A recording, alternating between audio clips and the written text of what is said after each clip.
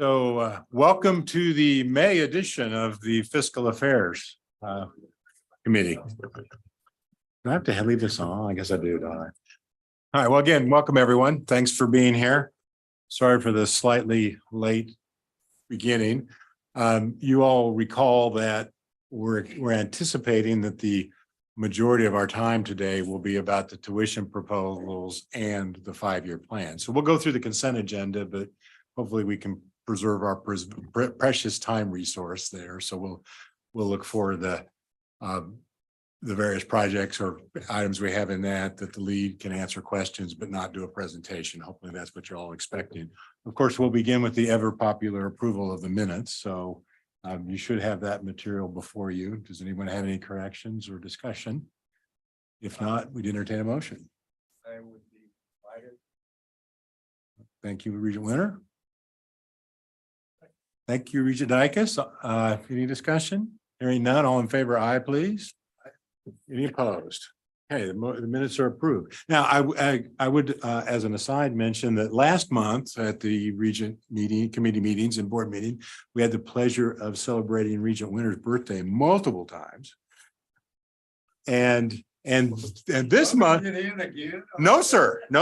We have an exciting new tradition of celebrating you every meeting. So this meeting, we're going to celebrate Regent Winter's induction into the Lawrence Business Hall of Fame. So congratulations. I think they thought my dad was still alive. Oh, well, as always, you try to push off praise, but congratulations, well deserved. So I think that we had no really follow-up items from the agenda call. So I think that takes us right to the consent agenda according to our agenda. But let me make sure I'm saying something that's accurate. Yes, we'll be on the consent items. So that is on page 18 of our board book. The first one is the change in the plan for the Woodman Center. Any questions about that one? Okay. The second one is the amending the plan for the NIAR Technology Innovation Building, also Wichita State, of course. Any questions on that one? Werner, you're on fire. Okay, then that takes us to the budget that was recommended to us by the Technical Education Authority for the JCERT monies. And there's of course a lot of material here. I think we went through the agenda call and didn't have any particular questions, but does anybody have any questions about JCERT? Nope. Okay. So that takes us all the way forward to page 34, which is an initial discussion of the board's unified request. Now that I think is meant as a coming attraction or what will happen over the next set of meetings. So you see on that page, last month we talked about the 5-year capital program. This month the board will act on that 5-year capital program. We're going to talk about that as part of our discussion agenda. And then at the summer retreat, then we'll do the workshop that will include, among other things, you all the CFOs volunteering to lead us in a segment about tuition and what the impacts of tuition changes are and so forth. I know we're all excited about going through. And then we'll approve the budget request in September. And then we submit that by October 1, which is according to statute. I think I understand. So that's what will happen over the next set of months for our committee. And again, today we'll be talking about the 5-year capital budget. So any questions on that one? Yeah, we doing okay so far? Sometimes it worries me when there's no questions. Okay, all right. Okay, then we've got the comprehensive grant program. You recall the history of this is the grant was there's 3 tranches. The grant was established with a legal base amount, I'll say a long time ago. Elaine can probably tell me it was the late 90s or something like that. Then there was what's called the traditional amount that got added. And then last year we had the fairly large bump when we recommended in our budget ask to increase needs-based aid for our state. And then that happened, and the solution was to put it in the comprehensive grant, because that was an existing program that already functioned that way. And the regents last year then made a determination to have that move with Pell eligible students. So that's the way we did last year. There've been some various discussions, various places on that, but we recommended again that it move that way. That is the current state of play, at least as I understand it. So what this lays out with is a recommendation that we would do it the same as we did last year, which we believe that has the biggest impact for the biggest number of students who have eligibility for needs-based aid. So that's the highlights. What did Carl mean to say? Mr. Chairman, you did a great job. Oh, That is thank you. exactly the situation we have. The only clarification I would make is that we are seeking approval of the allocation, not only for fiscal year 2024, but also fiscal year 2025.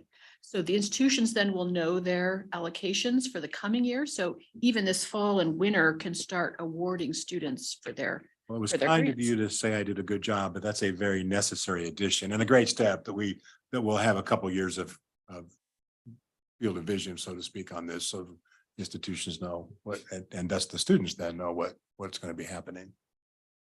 So any other comments or questions? Yes, sir. Please. Could you quickly recap the Could you quickly recap for us the legislative history of this session about this program and what happened and what didn't happen and so on? Certainly, I can do that, Regent Winter. There was a lot of discussion, particularly from the independent private nonprofit schools who felt that they were shorted by the Board of Regents a year ago, that they felt that the entire amount should have kept with the same 50-50 split, and lobbied vigorously with the legislature. There was $5 million added ultimately in the omnibus bill to address their concerns of what they felt they were shorted in 2024.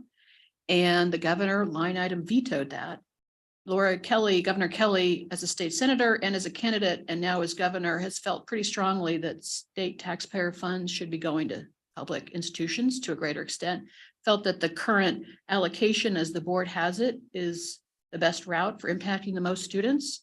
And she happened to line item veto that omnibus item. And because the legislature is not coming back for a sine die as they normally do, that veto will stand.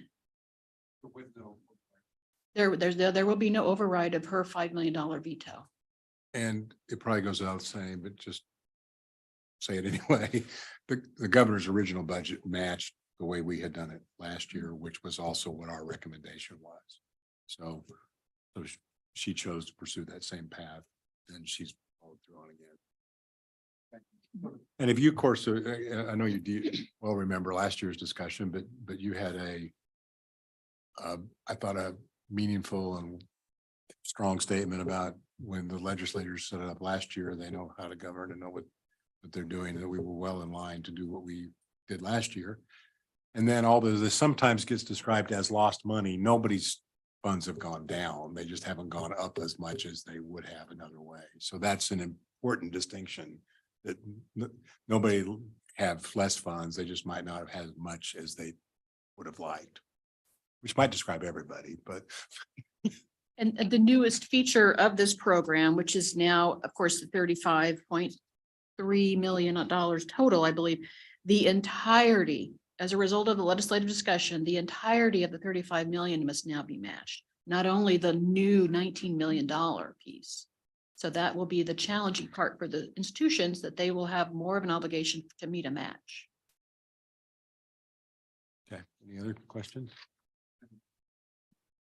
And the methodology that it came to us from the legislature, given the lack of veto override, is the same as last year, correct? And that is, it's all need-based, based on allocated out by Pell Grant status. Correct. So if you're a Pell Grant student, it doesn't matter whether you go to a private institution or a public institution, you're going to be eligible. Is that correct?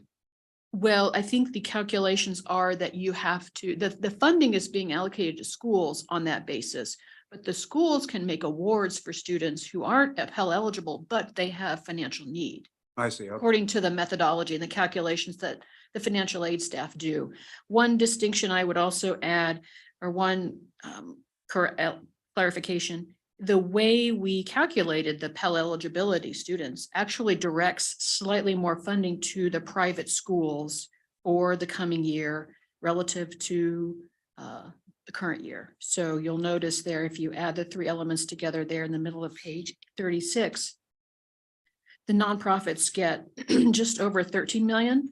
And this year that they were in now, they'd received just over 12.7 million. So they get a slight bump because of those calculations for Pell eligible students. And actually a slightly higher percentage than they had last year. Right. 1%, not a big number, but. Thank you. Well, thanks for the questions. Anything else from anybody? Okay. And so again, that's on the consent agenda, so it'll be in the group that is up for approval in the board meeting. So that takes us to page 37, the nursing grant. Scott, want to say anything about that, or you want to handle it? I can assist with that. Excuse me. Our staff over in the workforce development area under Scott Smathers, as well as folks from the Board of Nursing, assist with awarding this fund, which we've had, I'm going to say, at least 12 years. And the amount has been dedicated toward expanding the supply of graduates of our nursing programs at the two-year schools, at the private, independent, nonprofit schools, and on our state universities. And there is a tranche of that funding, a slice of that funding that goes to those schools who need additional help, making sure their graduates are successful on the NCLEX. And the team looks at the applications and what they're going to do with the funds and has made their recommendations there in the table. This was all approved also by the Tech Ed Authority at their late April meeting. So it's just over nearly 1.75 million. And the staff recommendation is to approve that, right? Mhm. So any questions? Okay, all right, we're through the consent agenda then. I think that makes us ready for page 75, which is the first read of the tuition and fee proposals. So just as a slight preamble to that, I mean, this is an extra pristine read of the first extra pristine first read, because we didn't just have this material for our agenda call, because I think we wisely and appropriately waited till the legislature was done. So we've had no chance for this group to discuss it, let alone the whole board. And this, of course, is a very important matter that all the board will have significant perspective on.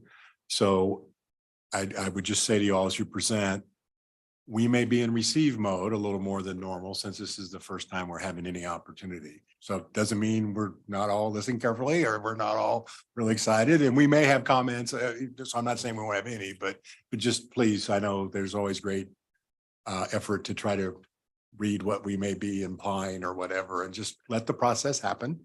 I think this represents lots of thoughtful work, just speaking as one person. And I know one of the things we always talk about with tuition and fees is affordability. And I do deeply believe from seeing the material that everybody thought carefully about that also as they made these recommendations. So I think there's no doubt we appreciate what you did, but again, we may not have quite as many questions, but there'll be plenty of time for those to happen. That makes sense, everybody?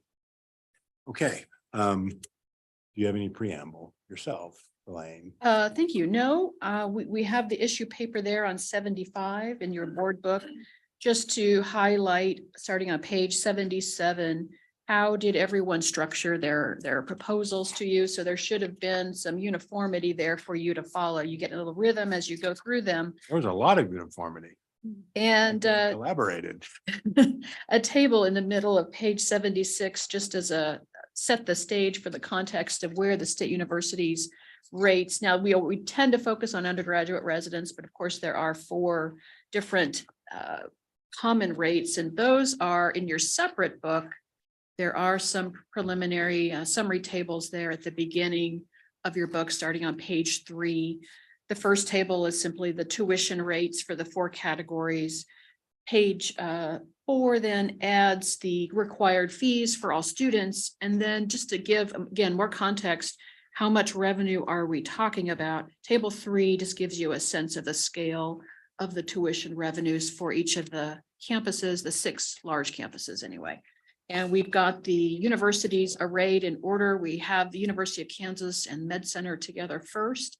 And we have their PowerPoint queued up. I think we're ready to go. Okay, so I have one more thing as everybody starts. I would think it would be helpful if you talk a little bit about your enrollment assumptions as well, because clearly that's an important driver of this. And I would suggest that sometimes many of us have a tendency to say things like, I want to be conservative, but conservative is which prism you look through here. And so if we shoot low on enrollment knowingly so we can beat it, then if we lower our budgets or we raise our tuition more and then we beat it, that's not as happy a circumstance as one might think it was if we've already taken some actions that we wish we could have over again. So I would like you to talk a little bit about your enrollment assumptions as you come up as well. Yes, Win. I'm sorry, Regent Winter. You may call me that. One other issue, if you have the information as we're talking about your institution, I'm interested in what are our peer institutions doing?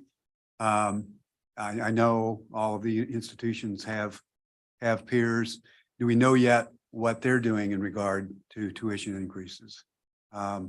And obviously that's one of the reasons I'd like to know that is what's happening out there in the competitive landscape, what are students going to be seeing with respect to tuition increases as they survey the options they've got.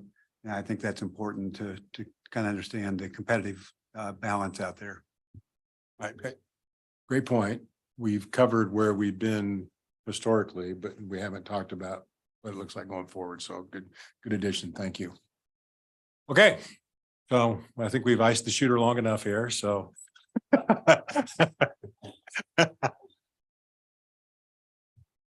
yeah, did you bid on that or what? I don't know. Well, Board of Regents, thank you for hearing us today on our tuition proposal for University of Kansas. What I want to walk you through, and I have with me today, will join me at the end, is Camden Baxter. Will come up as a student finance leader to give the student fees and their justification for that at the end of the presentation. So what I want to walk you through, do I have control of the clicker? Yes, I do. Okay, so what I want to walk you through is the tuition and fee proposal highlights. Talk about our proposed 5% increase to our standard tuition rates, proposed course fee increase, that's largely for the medical center, and then the student fees, and walk you through how we looked at this in the context of our financial plan and the structural deficit we're still working through. I'll talk a little bit about that at KU, and a lot of strategic initiatives, one of them being strategic enrollment management. So your question on enrollment is a really good one as we're working through this at KU and all the things that are going on there. So what I want to talk about is we're proposing a 5% standard tuition increase, all campuses and cohorts. That only covers a portion of our mandatory cost increases, and you'll see that in a little bit. We're going to be running a little bit of a deficit given our incremental expenses versus our incremental revenue, and I'll walk you through that and how we're going to handle that. We have a proposed course fee for nurse anesthesia clinical doctorate of $100 per credit hour, and you'll see later we move from dead last in the cost of attendance to dead last in the cost of attendance, meaning lowest, even with this increase, and I'll talk a little bit about that. We have about a 2.9% student fee increase that the students will be proposing, going up $14.45. No change to Edwards or medical campus required student fees. And we're going to begin the class that was coming in, moving out of our pharmacy tuition compact, allow more flexibility for our students and administrative burden. And there'll be more changes coming later as we work to get that more competitive and in future changes we're looking at there. Then tuition waivers, where the medical center will be offering the same waiver that the other Edwards campuses propose, which is basically in-state tuition for some of the Kansas City metro areas. So we'll talk a little bit about that. And the medical programs at Edwards do not offer that now. They're going to align with the rest of the programs. So this is actually in the tuition proposals. It shows you what our incremental revenues. So one thing that we're very appreciative of, there's a lot of money that came to universities, but a lot of it is very directed in one time. There's deferred maintenance money to help for that. There's IT money to help for that. There's a challenge grant we just talked about, which is a great help in making it affordable, even if you have to raise tuition for other things. So that's a big benefit. But a lot of those things are one time, and even the ones on the state general fund, it's either for salaries or for the NIST playbook. So it's increased expenses that you'd have to direct that to. While all the time along, you're having inflation occurring in the rest of your campus, increased water, sewer, IT charges, leases, et cetera.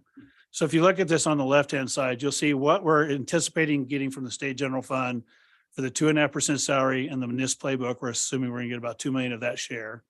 And we're proposing a tuition increase, which would add 12 million. The total impact of that is 18 million, but our expenses are going up, and there's detail in F1 schedule in your tuition proposal. It shows what those programs are. So we're going to actually be adding a little bit to our structural deficit, all things being equal, of about $4.2 million, but they're not equal because other things are helping offset that, which I'll talk about in a minute.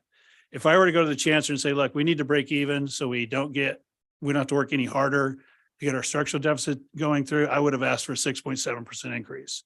But going to Regent Winter's comment about your competition and your peer groups and other things, 5% is where we're going to work through, and I'll show you how we're going to do that in just a minute.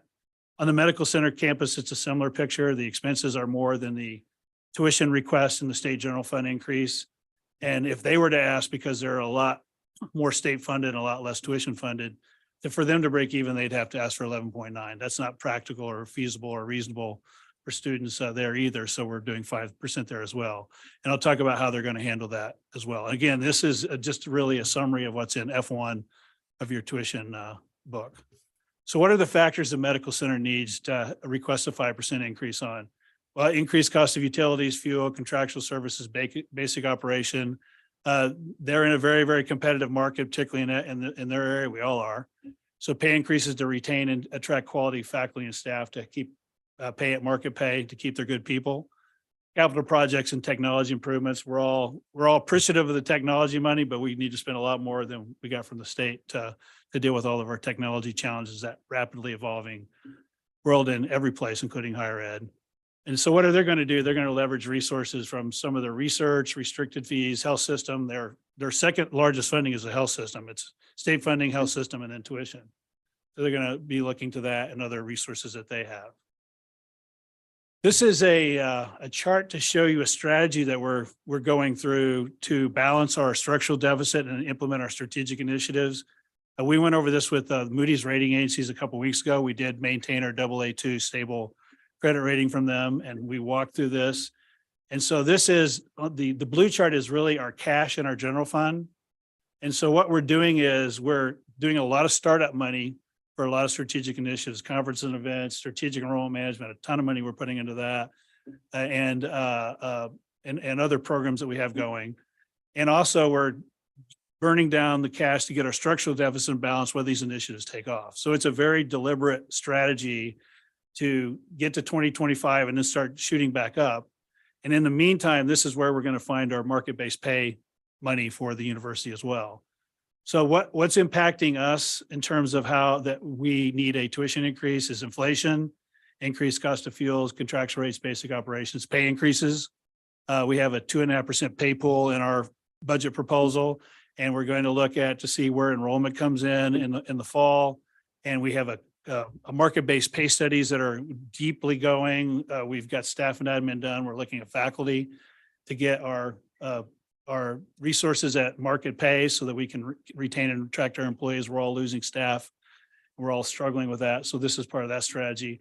And then we have strategic investments, and student success and retention. Our retention is up very well recently. That's working well. Strategic enrollment management is working very well. And then we have our HLC accreditation efforts. We're putting some resources in that occurs in 2025.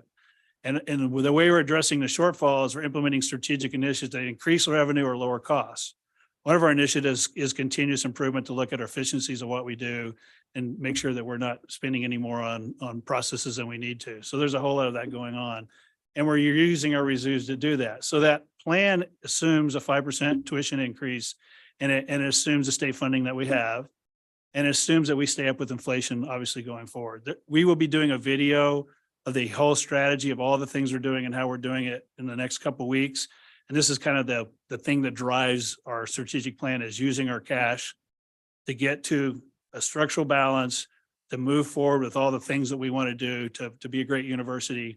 And you'll see all the details of that plan when we roll that out. So you really fairly quickly said the bond rating stayed stable, but that was an important event. Yeah, Congratulations. thank you. Yeah, it's a very, appreciate that. And also behind that, it's not like we're burning through all our cash. We have a contingency reserve policy behind that. That has a contingency reserve that can only be used on a one-time, non-reoccurring basis or a kind of an emergency basis. So we're burning through cash, but we're not burning through our necessary minimum reserve as well. And that was a very important conversation with the rating agencies. Yes, it is a very big deal. I appreciate you saying that. It's not an easy thing to keep a credit rating with all the things going on. So we're the same as the state and we're stable in terms of our credit rating.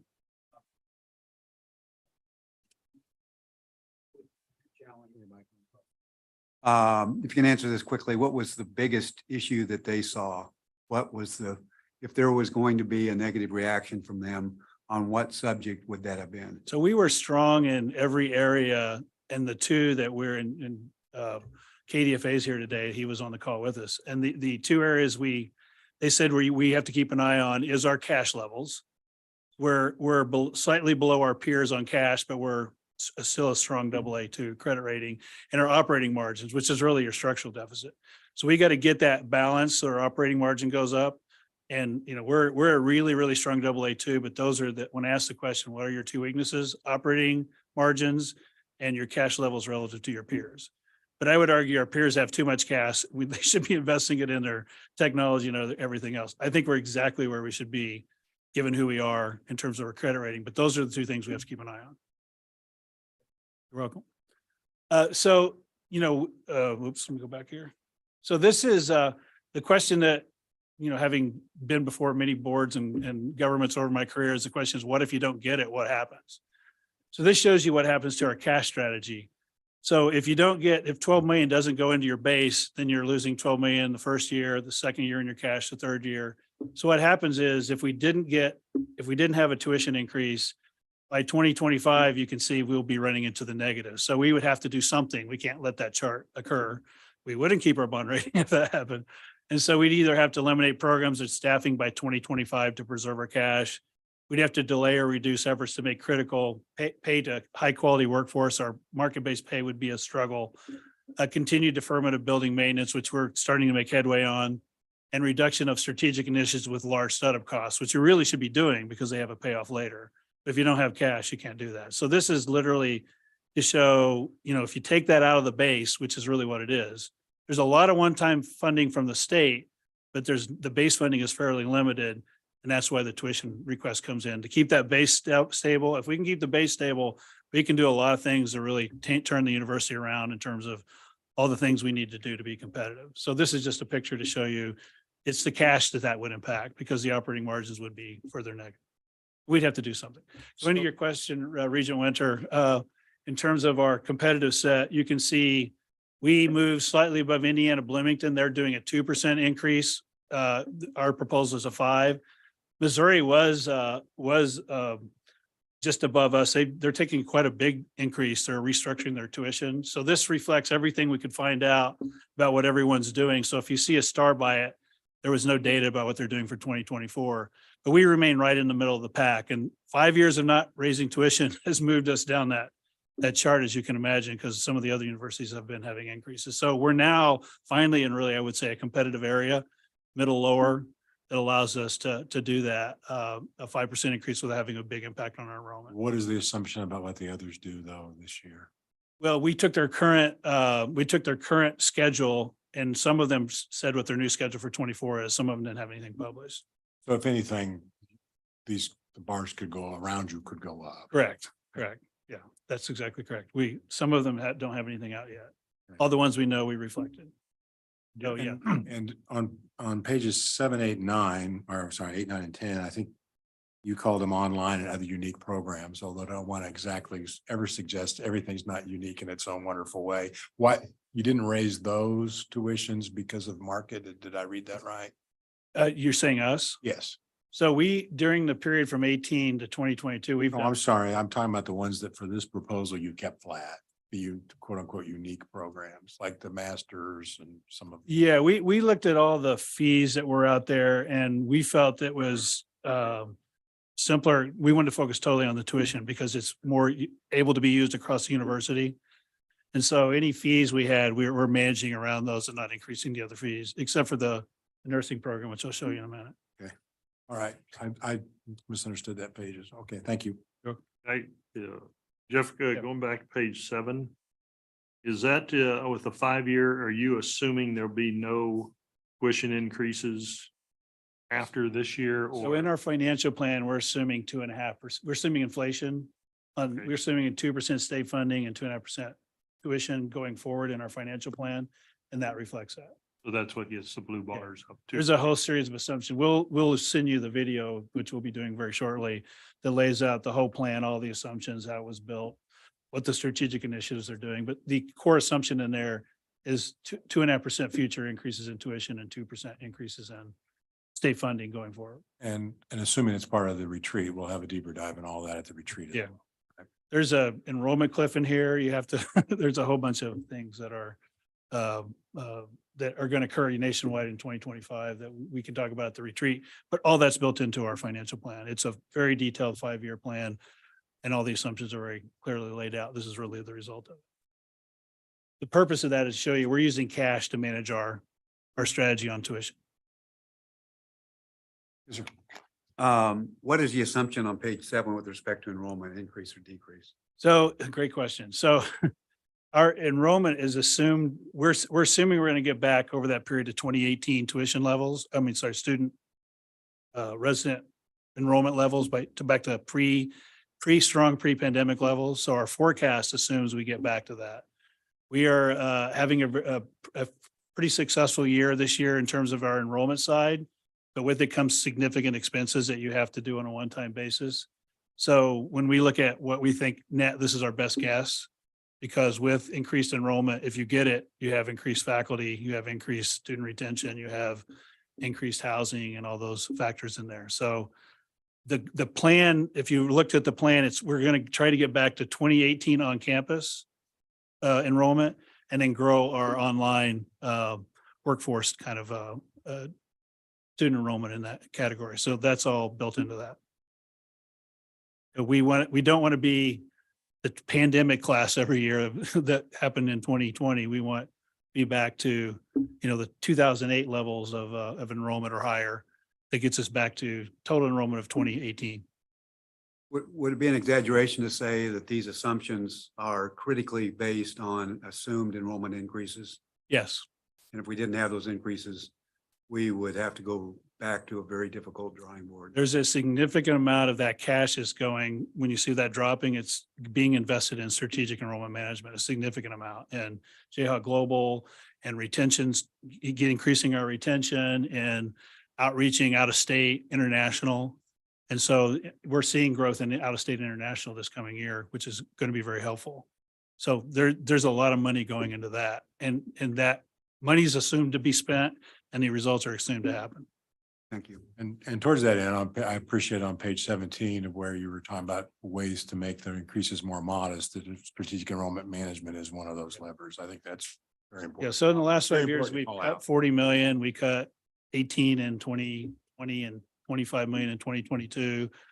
And it's really, I'm sure it was painful at the time. I wasn't here, but it helps that chart make it where you're competitive and your enrollment program can work. Because if you're way at the top, having big increases, people have other choices. So all that happened probably painfully is now to our advantage to go forward. But yes, we're assuming investment in strategic enrollment management and results of it in that chart you saw.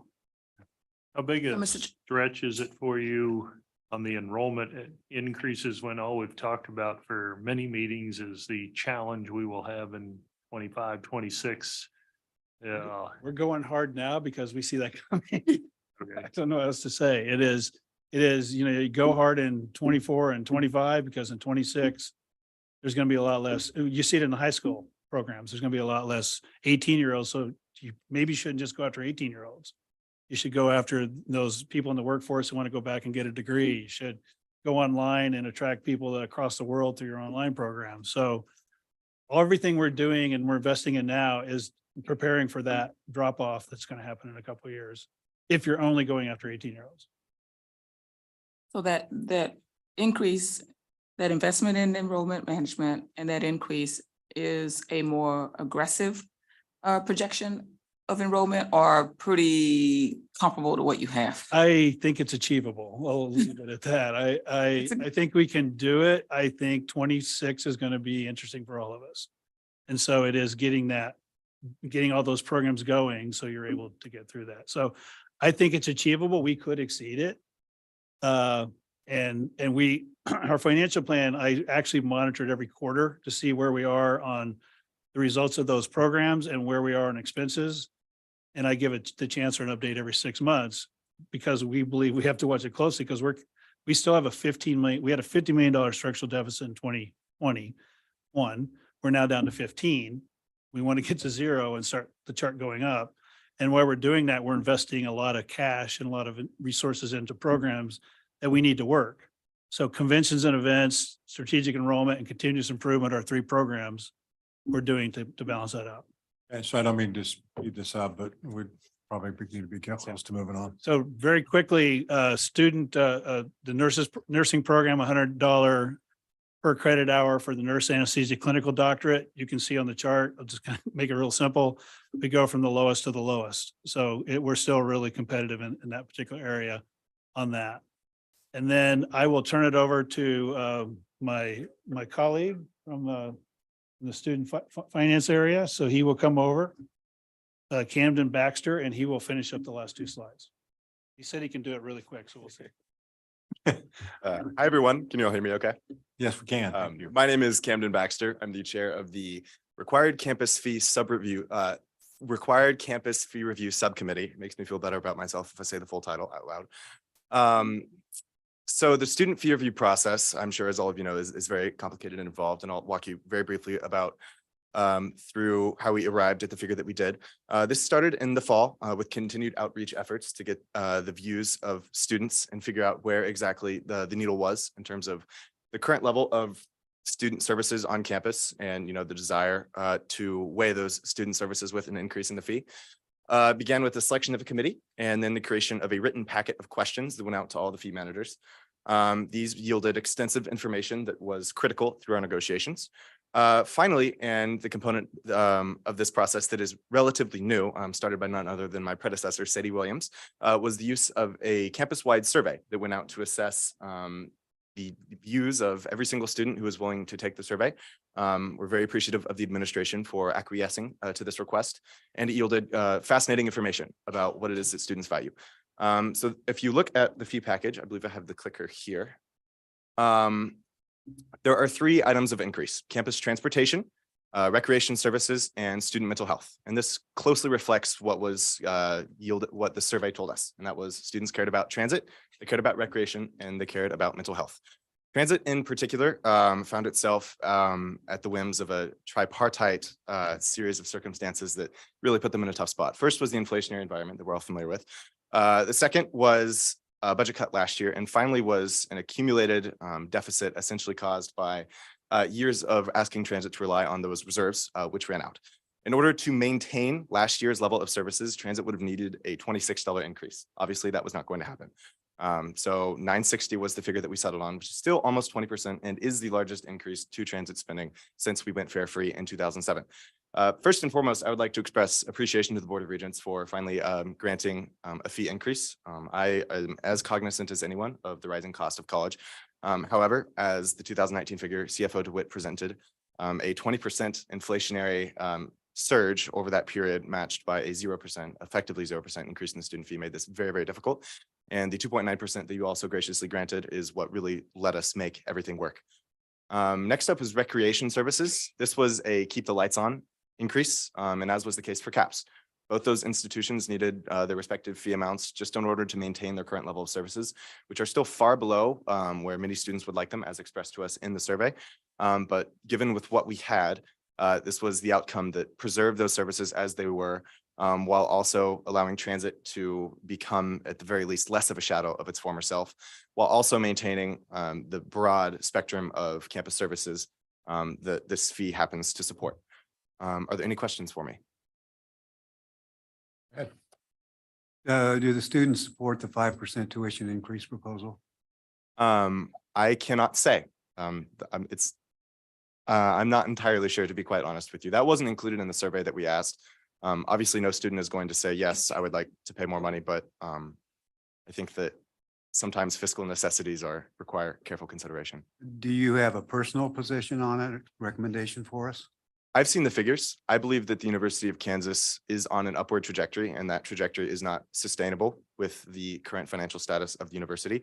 And I believe that in my position, where if you ask a student, would you like to see the student fee increase? The answer is an unequivocal no, right? It's the same when you ask the average American person, should Congress spend more money? The answer is always no. But when you ask on individual services, the answer is usually yes. People love services. The unfortunate reality is that you have to pay for them somehow. I take the same approach to the tuition increase that I take to the student fee, which is sometimes you have to make decisions that are difficult and require increasing expenses. And there's a description on page 15 of some of that as well. Right? Well, thanks for the presentation, and we appreciate you. We way back last summer, we talked about a range of 2 to 3%. We appreciate you were in the range. So Yes. thanks for the thoughtful work. Appreciate it very much. Thank you. Any other questions for you? Okay. All right. Thank you very much. Appreciate the presentation.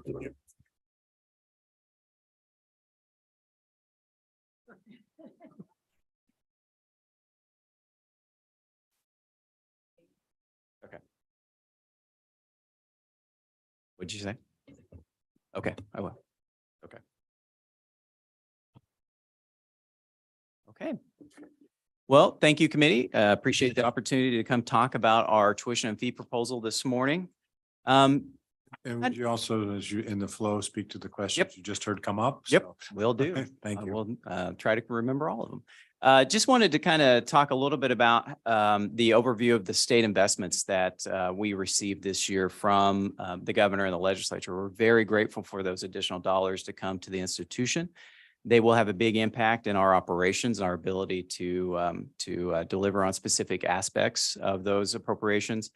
If you look, a lot of those are targeted appropriations that will go to those specific initiatives. From anywhere from the NIST playbook, the Biomanufacturing Institute, all the way to our cybersecurity and facility renewal dollars. So those dollars will go to those specific initiatives. But the key point there, and similar to what Jeff talked about, is we only really received about $3.5 million of new dollars that go into the base operations and the institution. And so for us, it's critical to have a strong infrastructure, a strong operating base in order to be able to deliver on those targeted appropriations successfully. So I just wanted to kind of point that out in terms of sort of some of the why behind our tuition rate increase that we're bringing forward for you today. We're asking for a 5% rate increase across all of our different cohorts for our Manhattan, online, Salina, and Olathe campuses. And that's, again, over undergrad, grad, resident, non-resident, all of those different cohorts, 5% increase. Our veterinary medicine college is looking at a 3% increase for resident, non-residents. And then our students are proposing a 2% rate increase, and Parker will be up here a little bit later to kind of talk about that. Looks like he's ready. Well, yeah, I'm okay. Well, he's outshining me. In terms of the dollar amounts that those will raise amongst those three, between the Manhattan, online, Salina, and Olathe, and vet med areas, that's about $10.5 million in tuition revenue that'll come to the institution. You talked about enrollment predictions. We are at this point predicting to be down again, but there's some nuance to that. Part of it is the biggest part of our prediction to be down in enrollment next year is driven by our returning cohorts. So we've continued to see those larger graduating classes go out of the pipeline, and they were replaced by the smaller classes incoming 4 years ago. So we're continuing to see that dip. That dip's been pretty steep, We're starting to now come out of that dip.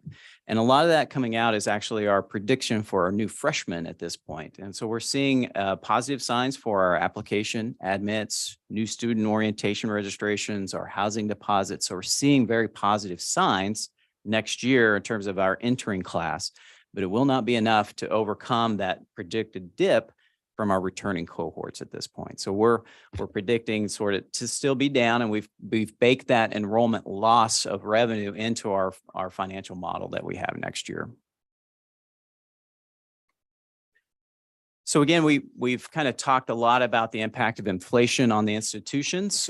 This is just another view of it. If you want to take a look at it from the standpoint of, we've not increased our resident undergraduate rates since FY 2019.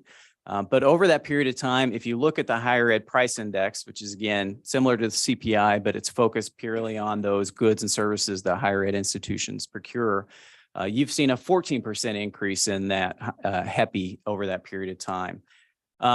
So we've worked very hard to keep our costs down while battling inflation, battling a pandemic, battling our enrollment challenges. And so we've been able to sort of maintain those rates over that period of time. The point also that I wanted to make is, if you think about the governor's rec that included the inflationary dollars, those didn't make it into the final appropriation. And if we projected what that would have equated to us in terms of a tuition rate increase, it's equivalent to about 2.7% tuition rate increases, the dollars that we would have received. Another view to even think about it is, if you look at and you applied the HEPI against our tuition rates since 1819, you can kind of see then, theoretically, if we'd increased tuition rates each year in accordance to that HEPI rate, what that rate would look like today versus where we're at. And just to kind of demonstrate that difference in terms of the impact of inflation over that. So what are we going to do with the dollars? I think that's always important to sort of be able to demonstrate how we're going to invest these dollars back into the institution. First and foremost is looking at faculty and staff compensation. We continue to lag behind our peer institutions by about 14% in our average faculty salaries. We've got to fix that in order to be able to attract and retain the best faculty at the university. Our staff compensation also lags behind. We continue to have difficulty recruiting staff, especially in this post-pandemic market, where a lot of people are a lot more mobile in terms of whether they can work online or fully online or here in Manhattan. So we're implementing a 1.25% across the board increase, as well as a 2.5% merit pool. So again, we're really focusing on trying to reward our high performing employees, and we're implementing that salary plan for next year.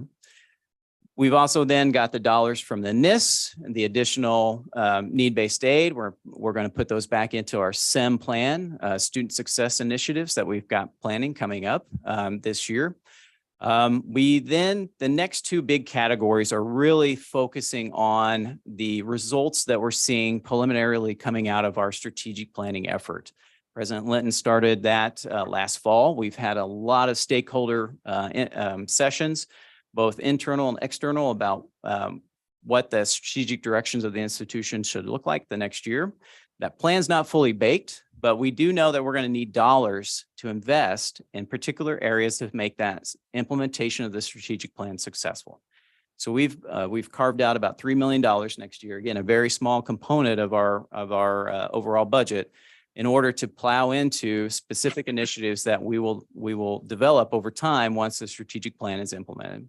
When will we expect to see the strategic plan? It should be late August, early September. Make sure, I know you're on it, so I want to hopefully I got that date right. I want you to ask for me as a region. Okay. Yes, so yes, Yes. that's good to me. Okay. The other piece that we've also noticed, and we've received a lot of feedback, especially from our internal stakeholders, is what we're deeming as operational excellence. So what we're finding is we really don't have, as an institution, to be in the modern era, the systems, the processes, the structures that we really need to be successful. And so we're committing about $2 million to also invest in areas that we know we need to modernize in order to be a successful institution. So it's going to be things such as technologies that take us from early 90s, early 2000s levels of technologies to more modern systems, trying to be more efficient, similar to what Jeff talked about, continuous improvement. So we're going to be looking at investments in those areas that will help also springboard and drive the strategic plan next year for success. And then we have some just basic operational increases. So our biggest one in that line item is really our utilities budget. Again, seeing significant increases in our natural gas prices. But what I will say is that number would have been bigger except for the demolition dollars that the legislature provided and you all have provided to us. We've been able to significantly reduce that anticipated cost simply from the savings that we're going to have by taking down a couple of our facilities on our campus. So those dollars are providing a return already, and we're excited that we were able to sort of bake that into our projections overall. One thing I did want to kind of point out there at the tail end is the Tuition and Fee Strategy Committee, and I think Parker will kind of talk a little bit about the structure we have internally for reviewing our tuition rate increases and the student services fee increases.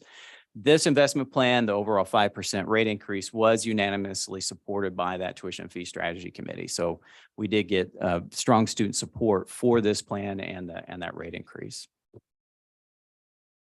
Competitive cost of attendance, just similar. We took a very holistic look. We wanted to look not just at our tuition rate increases and our student fee increases, but we also wanted to bake in and understand total cost of attendance. So looking at our residence hall pricing, as well as our full dining plan pricing, taking a snapshot of that against what we've kind of referred to as our recruitment peers. So that's a different list than you might see from our traditional 2025 peer list. So when we do our admitted student survey, looking at and asking those students that we admitted to the institution that didn't come, where did you go? And so we want to understand how that cost of attendance comparison really shakes out.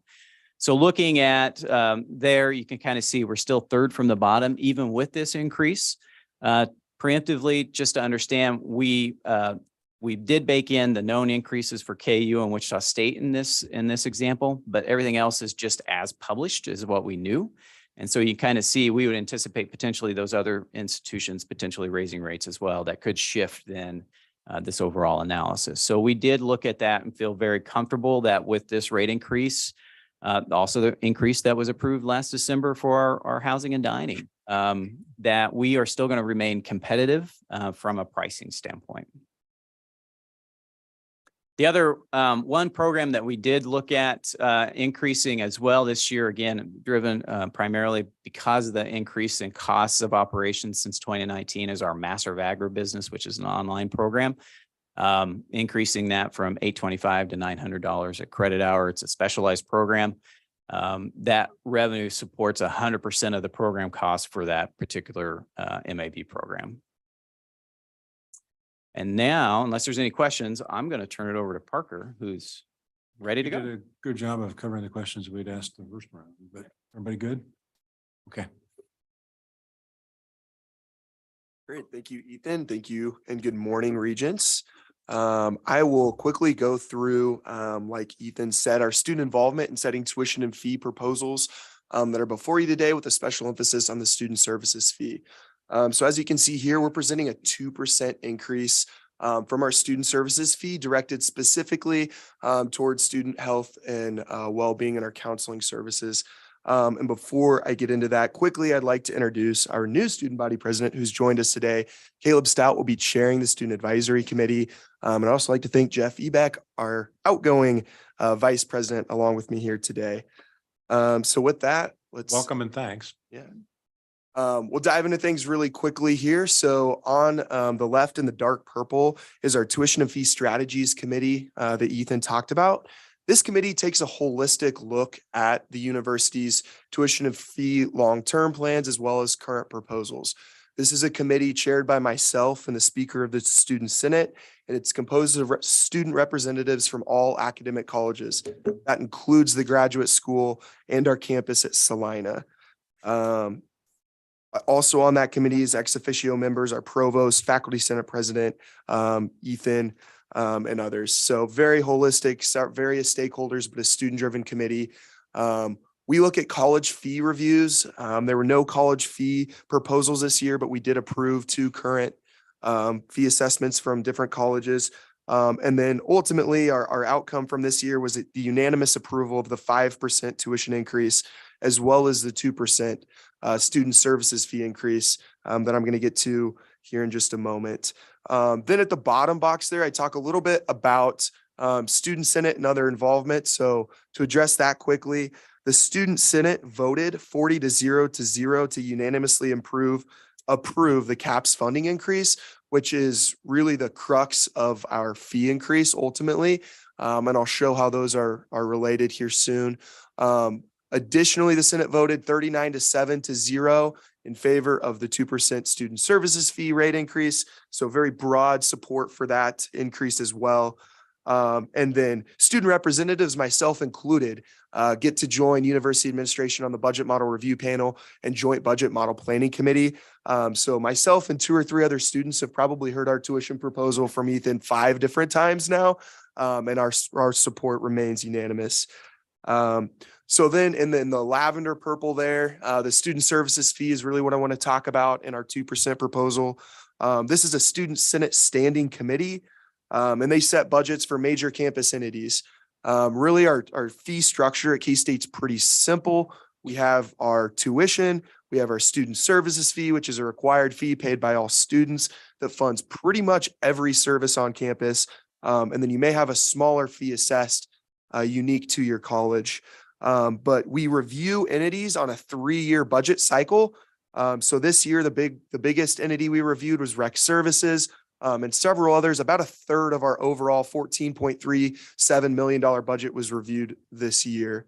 And again, these contracts are negotiated solely by students on this committee, 9 of which are senators, and then 3 are members at large, just from campus. So our fiscal year 23 outcomes from the student services fee.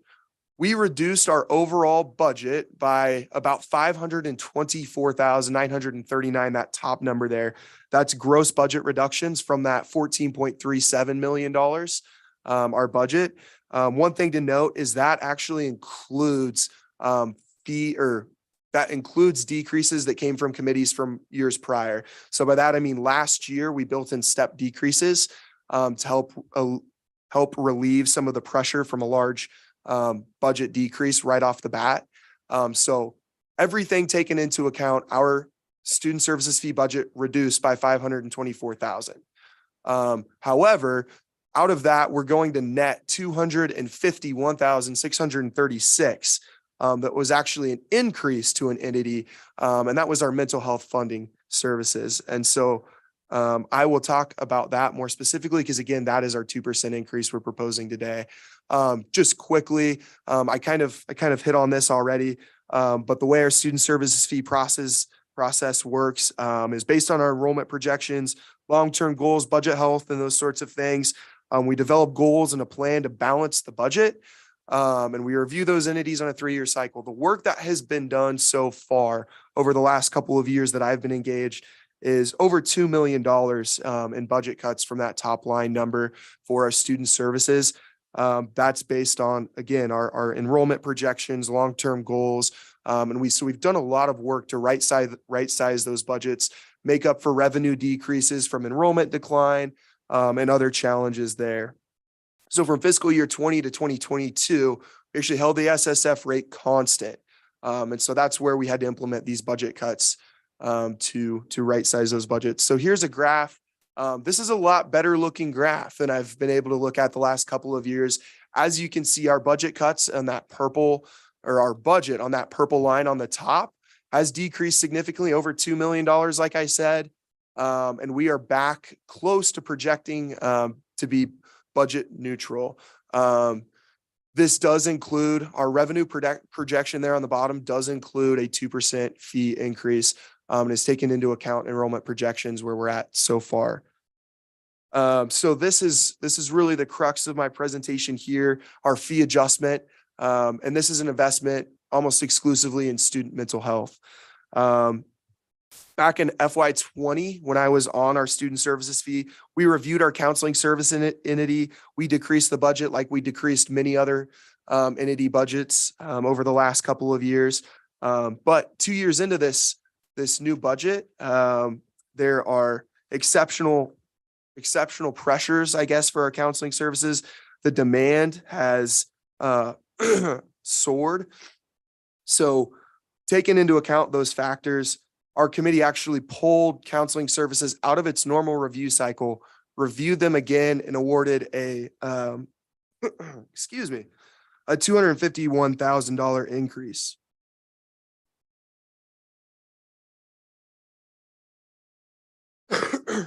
Excuse me, allergy season.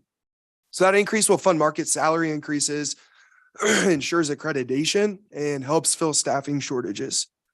Take your time. So, yeah, sorry about that. So based on our trends from the National Collegiate Health Assessment of K-State students, nearly every area of concern for mental health has increased substantially. Patient visits have actually doubled to our counseling service center.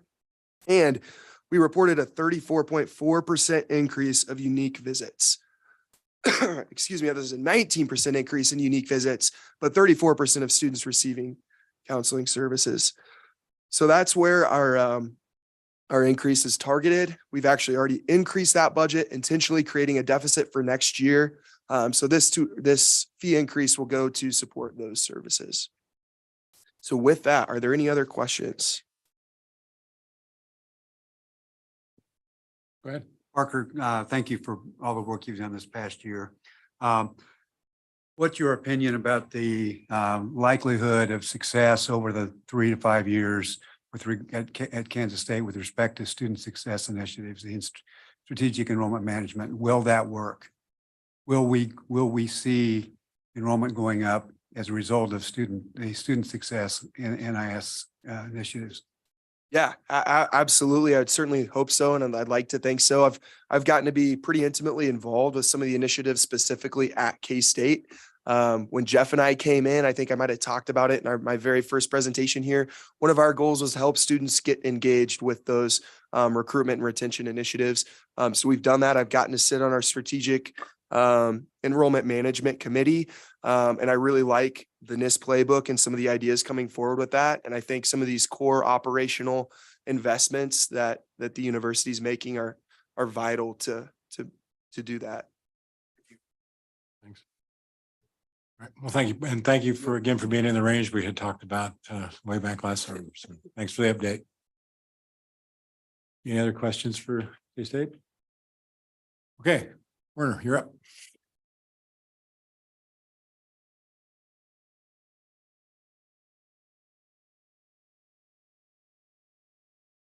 Thank you.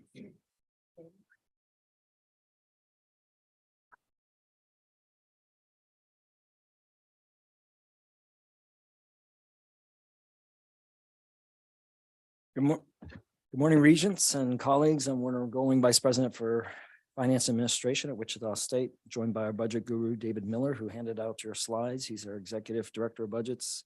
Dr. Terry Hall, our Vice President for Student Affairs, and other WSU colleagues.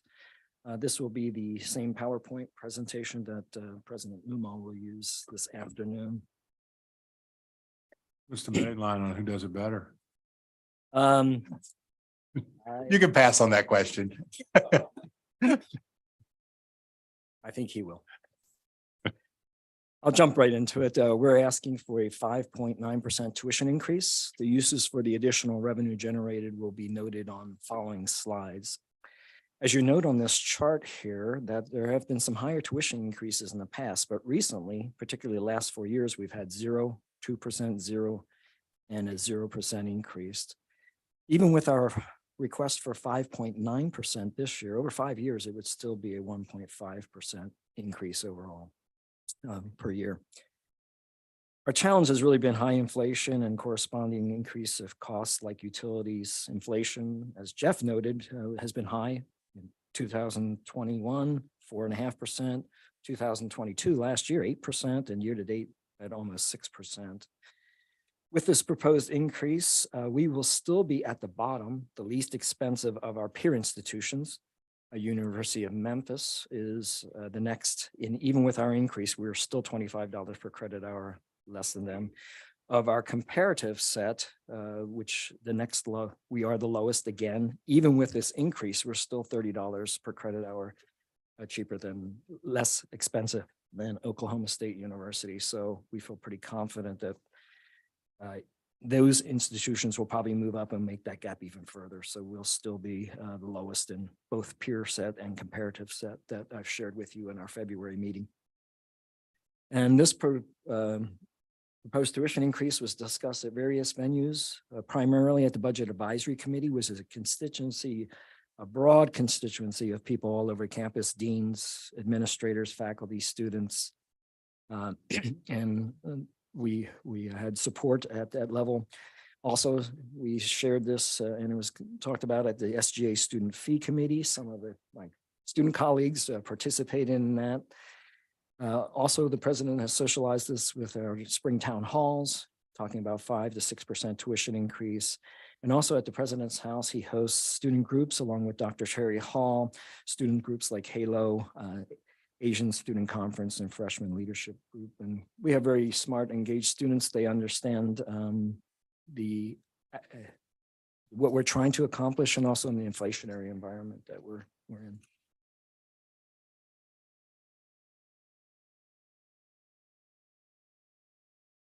Importantly, we have and continue to invest in strategic enrollment management to include institutional scholarships, recruiting and retention efforts. Since fiscal year 2017, WSU has implemented budget cuts and reallocations totaling $22.8 million. Again, trying to keep ourselves affordable. And also we reduced our GU funded positions by 184.5 FTEs. Much of those resources have been invested in our strategic enrollment management efforts, as shown by this chart. So we're at, that gray bar is peaked out now at 12.3 million. And this shaded, the hash mark bar, which is institutional scholarship, is 6.3.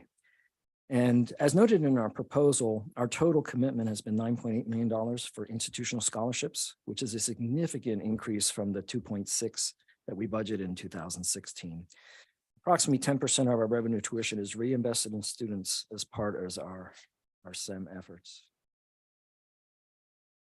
So our we're thankful for the resources, additional resources like the others allocated to us by the state, but alone it's not enough to move us forward on our strategic initiatives, the bulk of which are going to strategic enrollment management, compensation, and inflationary increased expenses like my colleagues, mostly software, utilities in particular. Operating support, that first arrow, that is the money that we receive from the state pay plan, the 2.5%, which actually creates a 1.5% pool for us. And the fringe benefits associated with there, the 1.5 million is 620,000. Operating support, our tuition rate increase would generate 5.5 million. And the uses of that, we are planning on doing a 2.5% across the board salary increase. So that 1.5, we're adding another 1% for across the board. And we're continuing our investment in market-based compensation. We're in our second year of the study, the Fiscal study. And so we want to continue to make efforts to get our faculty staff up to minimum and beyond, hopefully. Other things to note there, the fringe benefit increases are, again, as the state money doesn't cover all for GU, the tuition side, for example. Institutional scholarships, we want to make a continued investment in that. Facility operating costs, others have mentioned this, 1.36 million of that 1.4 million is just utility cost increases alone between natural gas, water, and electricity. And last but not least, we're continuing to invest in some recruitment efforts with this. This particularly is our Teachers Apprentice program. This speaks to the question about enrollment. We've been fortunate to have enrollment growth, and so that operating supports student mix projected revenue increase. That's our revenue growth that we anticipate from the enrollment growth that we have in the credit hour mix. So that's rolled over. So we're very fortunate to have that and thankful for that. And that has been really due to our SEM efforts. We've been embarking upon strategic enrollment management plans since 2016. And we feel the proof has been in the pudding with the resources we've allocated towards that. Uses for that money, the strategic plans, student success, recruitment, that's admissions regional representative, diversity recruiter, health professions has a PT expansion, EAB enrollment services, strategic communications has an advertising campaign we're trying to enhance. Under IT and cybersecurity services, this is a challenge. As everyone said, we are thankful for many of the one-time monies we received. We really advanced ourselves quite a bit, especially in hardware, one-time costs. But we continue to have things like IT contractual increases. Our software increases alone, contractual increases, shown there on that 1.6 million, $386,000. We are enhancing cybersecurity, networking our life cycle of many of our routers and those kind of things. We're really trying to up our game in our IT security and IT SO world. Reductions, reallocations, that's just money that we have put back into the system. The SGF targeted support, those are funds that we receive specifically from the state. As you can see, need-based financial aid, the Health Science Education Center, and we're thankful for our NIST funding to help us with retention efforts. So if your tuition increase was less, what would the action or impacts be? It'd be quite challenging. We want to continue to make our commitment to strategic enrollment management. And given where we've been and our growing enrollment, we want to continue to enhance that, especially with the student population we serve. Retention efforts are more challenging.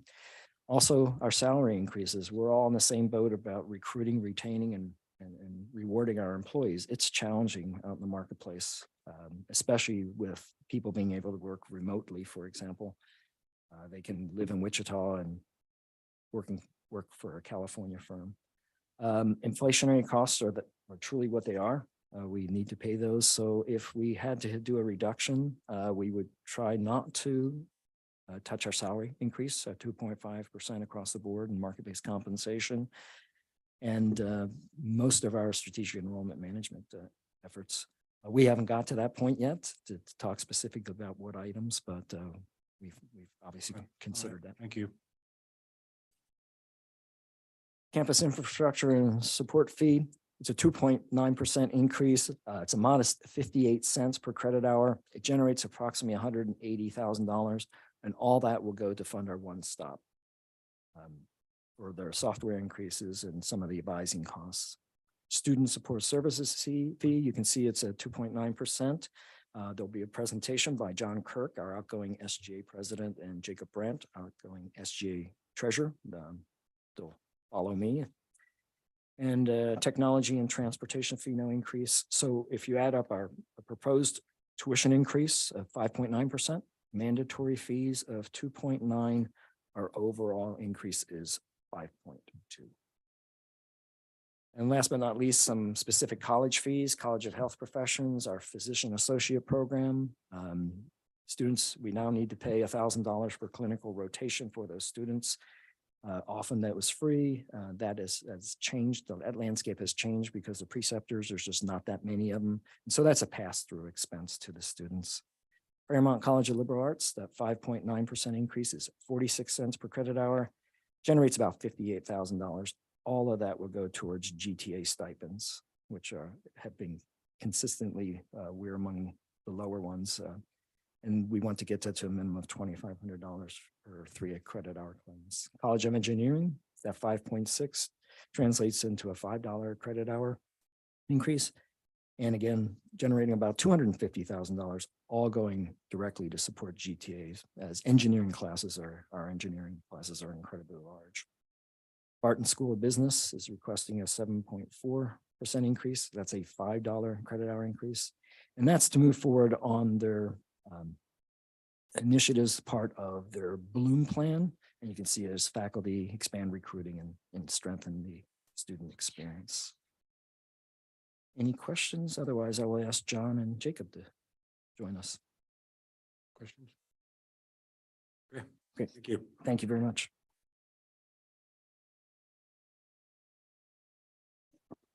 All right.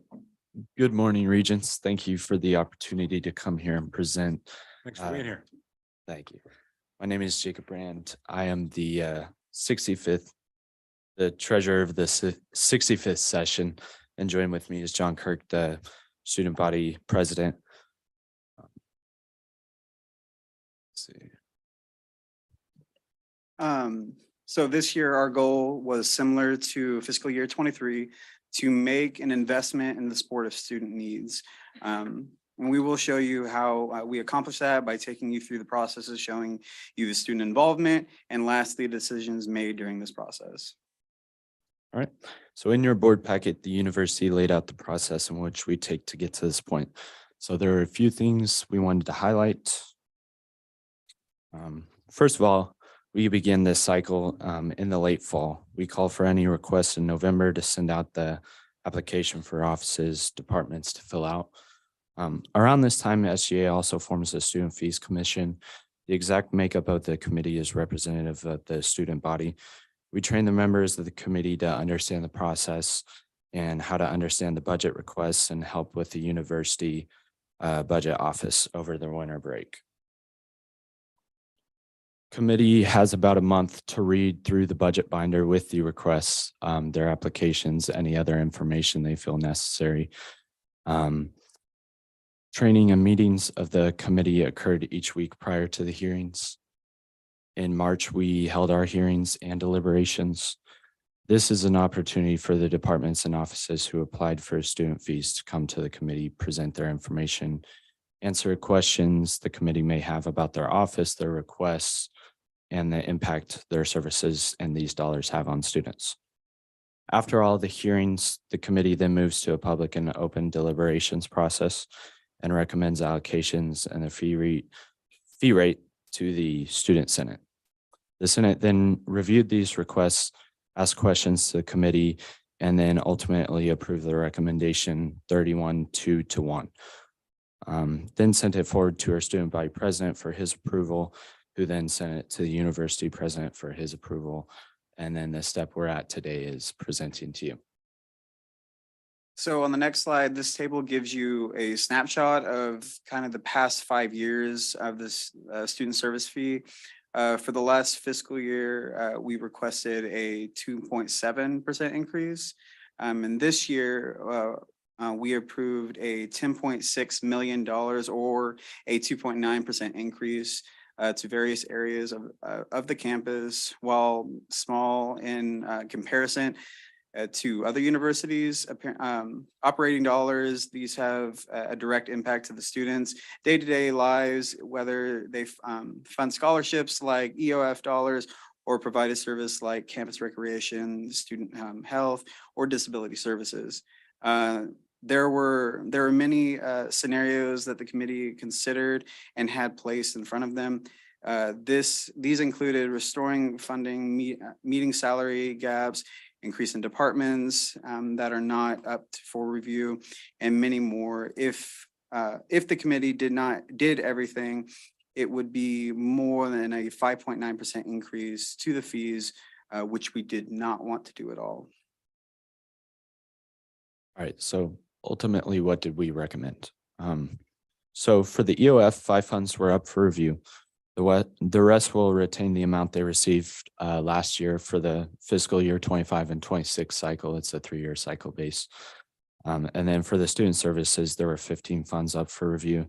And similar to the EOF, the funds reviewed last year will retain the amount for the fiscal year 25 and 26. The biggest thing that we want to emphasize is the process at Wichita State is student-led and student-driven. From step 1 all the way down to the last step, from the student body president signing it, students, student government, student leaders, we're all involved in this process. This process is created by us, here for us, and we did it for the students. I want to also emphasize on the fact that we had a survey that went out, but additionally to that, within our student fees hearings and everything, it is not predominantly sat in by senators. It is sat in by students that are not involved in the Senate. We want to hear from those that are not within the circle. We want to hear from those that do not directly involve themselves with student government. And then why the 2.9% increase? As said before, we're looking to make an investment. And so by doing that, we will help our university compete within our market. This include investments in student services, university personnel, and student personnel. This increase will provide students with new and improved student services and programs, and it addresses a more long-term fiscal sustainability of the student fees budget. Are there any questions? Just out of curiosity, when you, John Jacob, when you were introduced as outgoing on the commission, were there students who are still going to be a part of this increase? So you're graduating. Yes. So You're leaving this behind. So, I mean, myself, I am going into my graduate level courses in the fall. But we actually have our new student body president and vice president, Iris O'Carey and Sophie Martins here. They were involved in this process as well. So they were on the same page with us, getting putting in their input and everything. However, those that were on the commission, I can't speak for say of who will be on the commission this year. However, a majority of the people that were on did not graduate and they will be still on campus. Same question I've asked before. What's the position of Student Senate at WSU about the 5% tuition increase? You support it? Yes, so also want to be very clear, since we sent out that survey, we had a percentage come back to us of what students wanted. So everything that we put the money into from the student fees was what the student campus wanted. And again, from the student fee hearings to the Senate, for students to be able to come forward in our public forum in Senate, every student on campus had and it took advantage for the most part of the opportunity to tell us what we wanted, because we're students, but we want to hear from all close to 30,000 of them. And is that, were you answering the question about the 5% tuition increase? To both. Both. Yes. And you did specifically have a vote on in the Student Senate on the tuition increase, or? If so, that did come, the tuition increase came to the student Senate, it's not to the student Senate, sorry. Came to the students from our, from the, sorry, it's escaping my head, the Student Fees Commission. They voted on that. They wanted to go forward with that. It was fine and all of that is streamed YouTube live, and everyone was able to have that opportunity to see that. And within, I can't give you the exact number, but there were more than triple digit of people that did watch that and were watching live. Thank you. And we appreciate where you came out, recognizing how much the inertia was for, or the momentum was for higher numbers. So thank you. Hey, Wesley.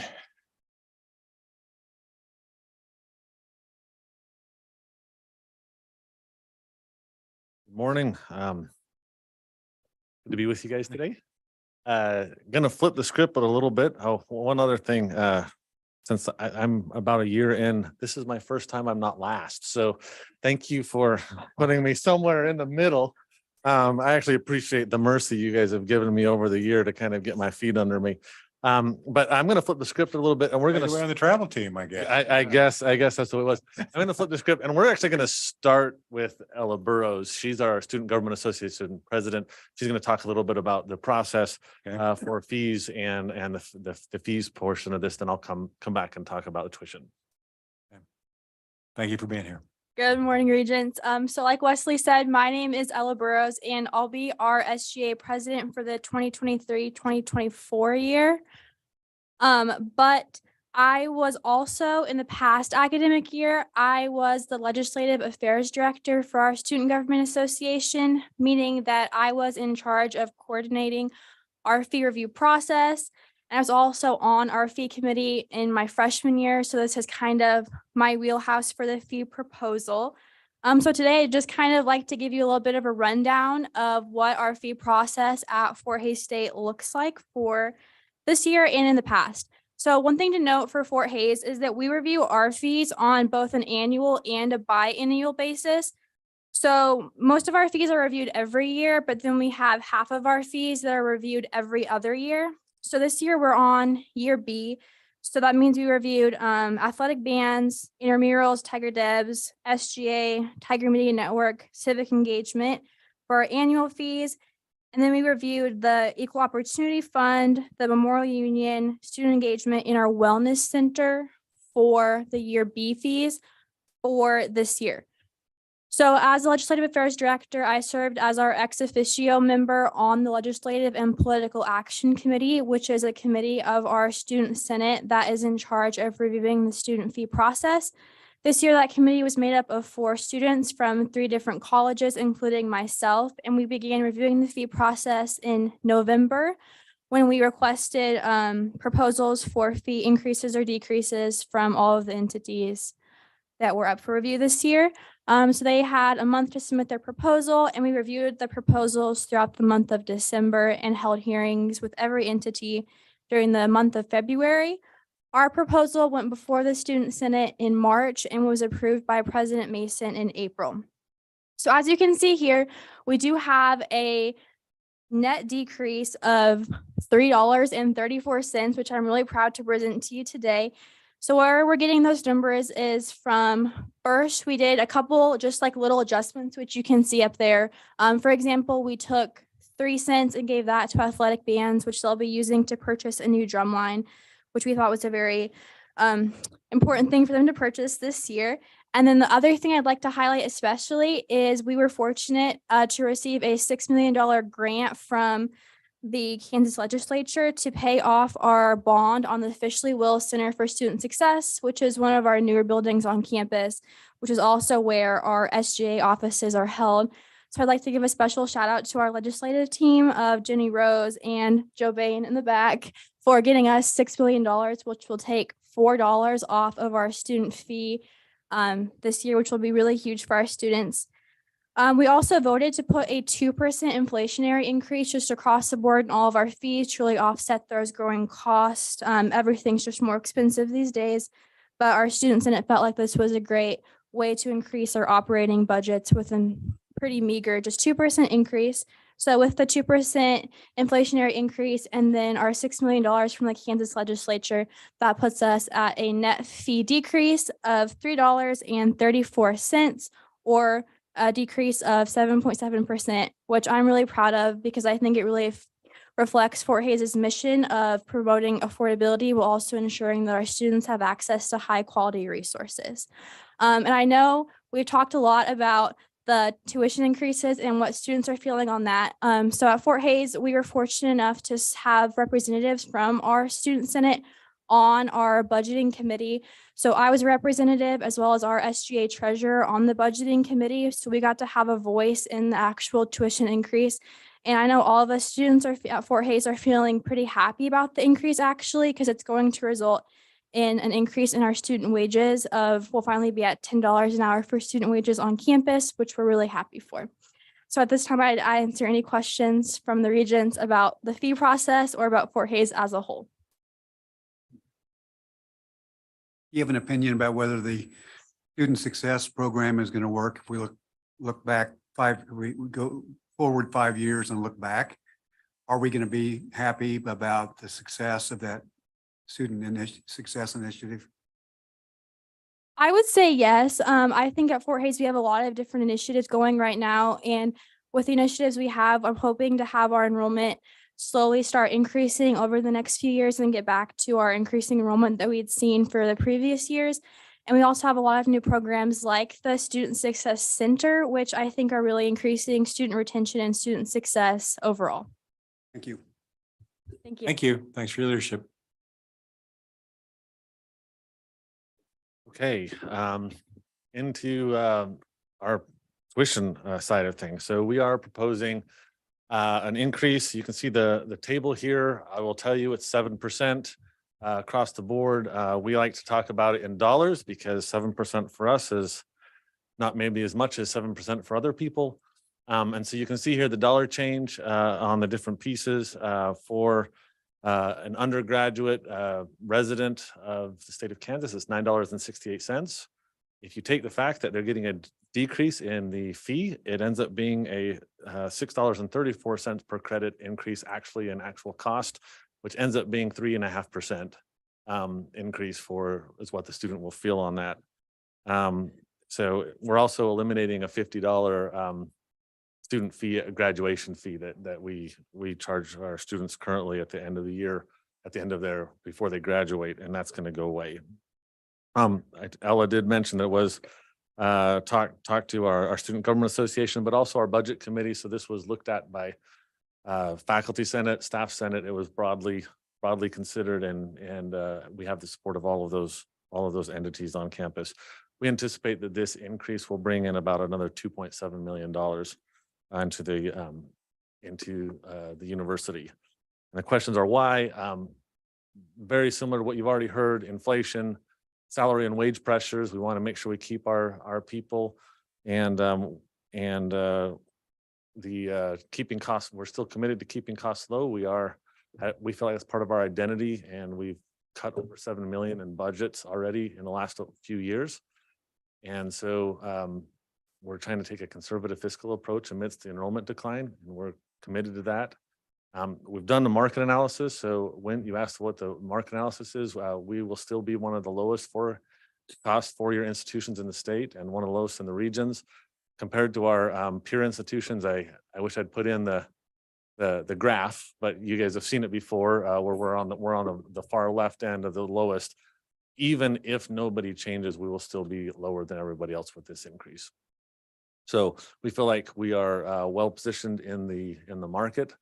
And as near as we can tell, we've done some looking at some of the others, but there was no data about what they were going to do for next year yet posted. So we couldn't tell exactly what they were going to do, but even if they do nothing, we'll still be lower than them. So those are some of the reasons for it. Also, enrollment decline is still affecting us. You asked what's happening with the enrollment, Region ICE. We're projecting a 2.7% decline for next fall compared to this year. And then that's actually getting better because it's been 5. And so it's actually the rate of decline is decreasing. We're hopeful that the year after that, it stabilizes a little bit more and goes up. But I will tell you that our early returns, which it's early returns, so we don't want to put too much stock in it, is fairly promising for this fall though. Our contracts, actual contracts in student housing is up fairly significantly. So if some of those things in our applications are way up. So hopefully if those things play out and yield students that are maybe we'll be better off next fall than we're projecting. You were pretty positive last time we talked about this too. Are you more or less positive than you were? About the same. Oh, about the same place. If you had to take the over or under on that enrollment, which would you take? If you want to know my honest truth on the over under, I'm thinking we might come in just a little better. Okay. That's my anticipation given what I'm seeing, but it's really early for me to say. Okay. There you go. Thanks for your candor. Yeah. So there's that. Okay. Slide 5. The question is, where's the money going? So here's an overview of where the dollars are being spent. You can see the tuition revenue rate increase of $2.7 million. We've got a number of other things from the state there that came in with the student financial aid and the NIS, and some of those things we are estimates of what we think we might get on that. And you can see where the money's going. Our President Burrows mentioned the student wage increase. Right now, our students start at $8.25 an hour. We're going to move them starting to $10 an hour. We felt like $8.25 just wasn't competitive in the market. And so a chunk of this is going there. According to the MOA that we have with our bargaining unit, academic rank and tenure, there's some dollars going into promotions there.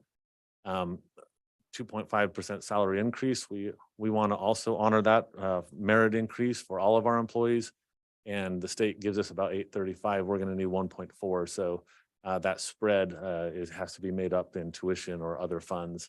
And some money for strategic plan and success initiatives, which we're seeing some this year. We saw some good returns on what we're doing with our centralized advising and some of the things we're doing. We had a 3% increase in our retention from last year to this year. So hopefully that trend continues and we get to keep our students on campus. And then of course our facility operating costs, and honestly, there's a chunk in there to cover our enrollment decline. So that is a piece for us that we're wanting to make sure we don't have a huge deficit in our operating margins. And so that net margin of negative 4,000 is pretty much break even. And that's based off of new revenues, not overall. I don't think we'll have a negative operating margin with this, but we'll just be $4,000 closer. So that's the projection. Some other things that we're hoping to get approved is we would like to do a master's in counseling differential tuition rate for that program. And the reason is that, and that the rate is $330 a credit. And the reason is that the accreditation body, in order to keep our accreditation up to date, we have to have a 1 to 12 professor to student ratio. And if you look at the cost of a professor versus the cost of the for 1 to 12, we need just to break even about $330 a credit. And so we have a waiting list for this program. There's a need in the region and across the nation for mental health counselors. And we feel like this would be a good add to get a little differential tuition. I know they're paying a higher rate. We did check that competitively against other programs. So it would still be one of the lower programs in the state and the region, even at $330. And so with the waiting list, we're asking for approval of a differential tuition rate for this one program. Additionally, we are hoping to do an expansion of our employee tuition assistance and waiver program. Currently, our employees, they have to wait a year before they qualify, and then it's graduated every 5 years. They get 20%. So after 1 year, they can get 20% tuition waiver. After 2 years, they get 40% off for themselves and their dependents too. And finally, after about 5 years, they max out at 100%.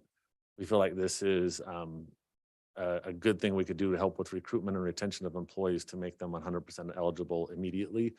So we're asking for that. And additionally, just this is more informationally for you, but our alumni and foundation are merging, and our alumni employees are currently employed by the university.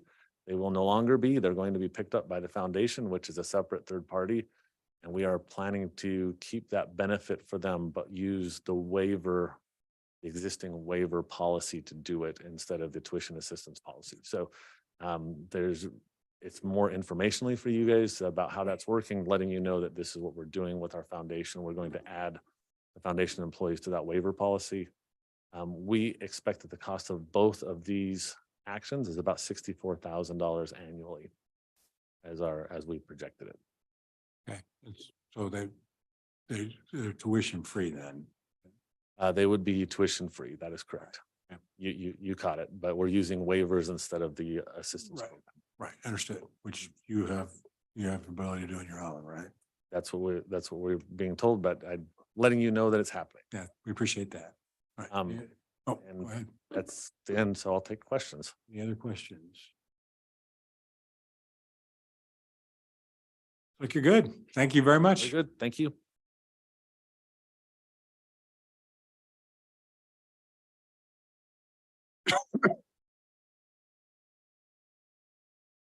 Okay, we're going to talk as fast as we can.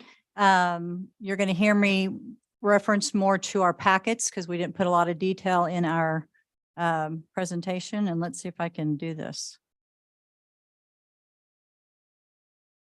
There we go.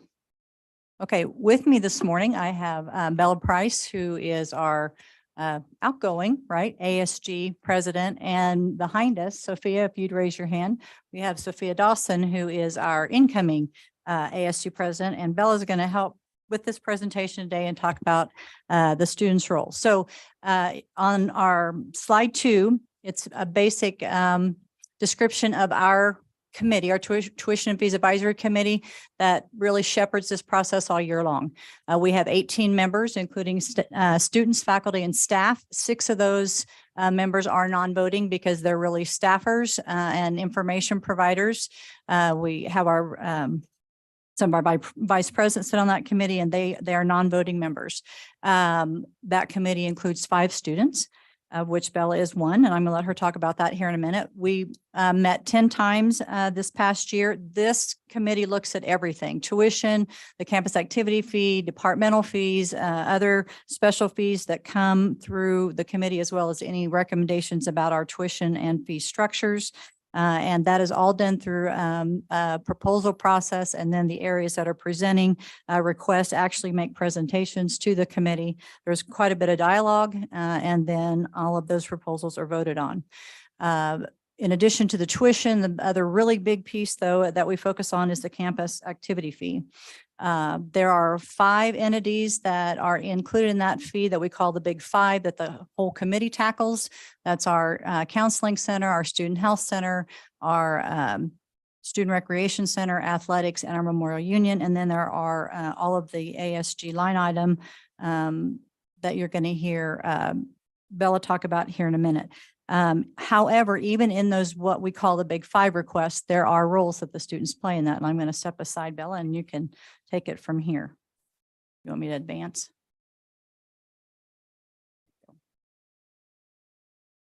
Hello, thank you for having me today. So there are 5 students on the tuition and fees advisory committee, and they serve all year. And this year we were very lucky that we had a lot of really active students. So our students this year, they asked questions every meeting. They gave a lot of opinions, which is wonderful. That's what we want from a really good student committee. This year, our process began in fall, like most of the other schools. And so our line item organizations submitted their fee request to our Fiscal Affairs Committee, and that is a subcommittee of our Student Senate. Those requests were approved or denied in committee and then voted on by our whole Senate. Once that whole Senate bill was determined and voted on, that bill was given to the members of the Tuition and Fees Advisory Committee, so myself and the 4 other members, and we would present that bill to the Tuition and Fees Advisory Committee. This year, one of the commitments that me and my vice president made was that we would listen to students more outside of our student senate. So our student senate, we hear their voices all the time. And so we made a commitment to do a little more surveys to make sure we're hearing the full voice of our student body. And so our experimental survey went with the textbook fee that you all heard about a little bit earlier. And we got a lot of good student feedback, and it gave us a lot of encouragement to continue with these surveys. And in the spring, we conducted a student survey for our activity fee. We actually had none of our line items ask for an increase, so we had a pretty easy fall. But we did have a line item sunset. And so part of that survey was us asking students, do you want a decrease in fees? Do you want an increase in fees? Do you want something in between? And so overwhelmingly, our students said that they wanted certain fees to be increased, but we did have a certain amount of students say they did not want an increase. So with that fee that sunsetted, what we ended up doing was reallocating about the fee, which was $6.50. And that way our fees in the areas that students wanted improvement got improvement, but we did not actually increase our student activity fee from the ASG's perspective. So with the survey that we sent out, we found that students were really interested in a campus recycling. And so we created a program, and what the fee will actually support isn't necessarily recycling itself, but a student position. So a student will get a job now that they will get to work with recycling and make sure that is occurring on campus. We also, one of the most overwhelming sections we found was an increase with counseling and mental health. And so when talking about our student fee, they really wanted to support a 24/7 online counseling program. And then the third section of the student fee that was reallocated went to the Educational Opportunity Fund, which is financial aid sent out to any students who apply. These students who answered the survey felt strongly for each of these 3 funds and that they were needed on campus, and that these weren't just serving one small group of students, that they were serving the community as a whole. And so overall, we increased our student activity fee by 4.7%, but we'll get to that a little bit later. Thank you, Bella. Okay, so to the highlights. We too, as you've heard several say, are proposing a 5% tuition increase. per semester for our resident undergraduates. In the packet of materials, I think ESU's narrative starts on page 72, and in Appendix A, which I believe is on page 78 and 79, gives you all of the ranges of the various categories, our resident, our non-resident, our online students, and how that 5% will affect them. The activity fee that you just heard Bella talk about, she just said will go up 4.7% or $40.52. Since the ASG area basically kept theirs constant, those increases are going to the Student Counseling Center, as she indicated, Student Health Center, our Student Union, and our Student Recreation Center.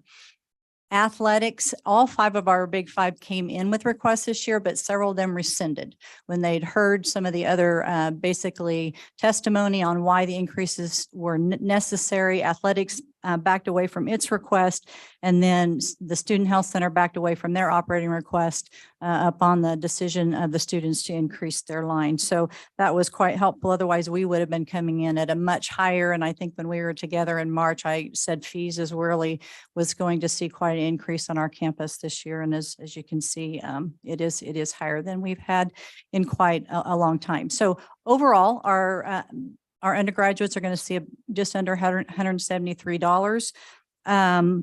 The tuition increase itself will generate about $992,000. If you look on page 80, I believe, of our packet on Appendix F1, where it lays out our anticipated new revenue sources as well as how those will be expended. There are inflationary line items and the uses of those funds, and barely our increase will cover inflation.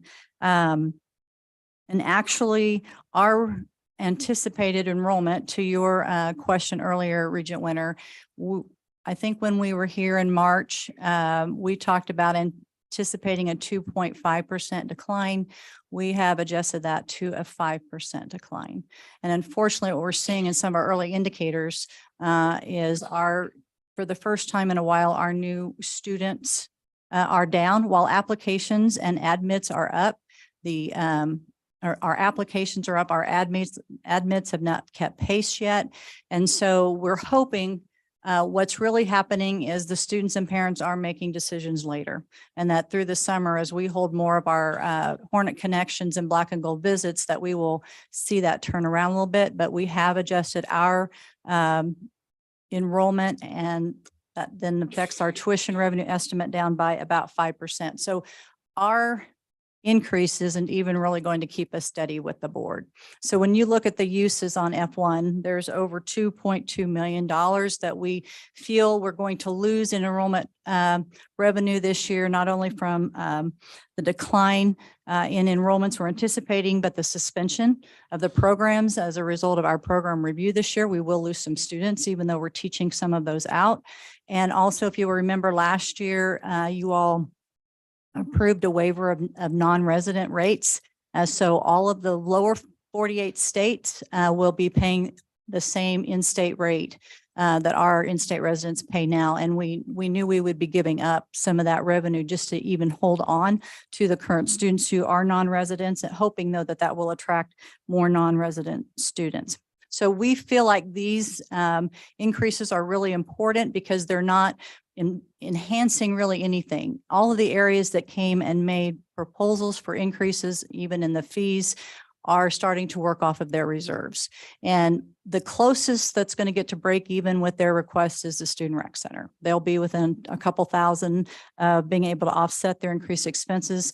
The Counseling Center, the Union, Student Wellness will all still be working from reserves this next year, and also be applying additional cuts to their operations. The next slide is just really the page out of the narrative packet that shows for our on-campus students what the rate changes that we just talked about, how that will affect them. I'm going to go on to the next one real quick. We talked, you've heard about competition today. The question was asked, how do we compare? This is the chart that we used with you all in March during our finance presentation. Emporia State was at the bottom compared to our aspirational and designated peers. We have adjusted our numbers by our proposed rate increases, and the rest have remained steady, and we are still at the bottom. So it has not changed our position at all. So we do not feel like this increase is going to harm our competitiveness, and it still keeps us at a very good value.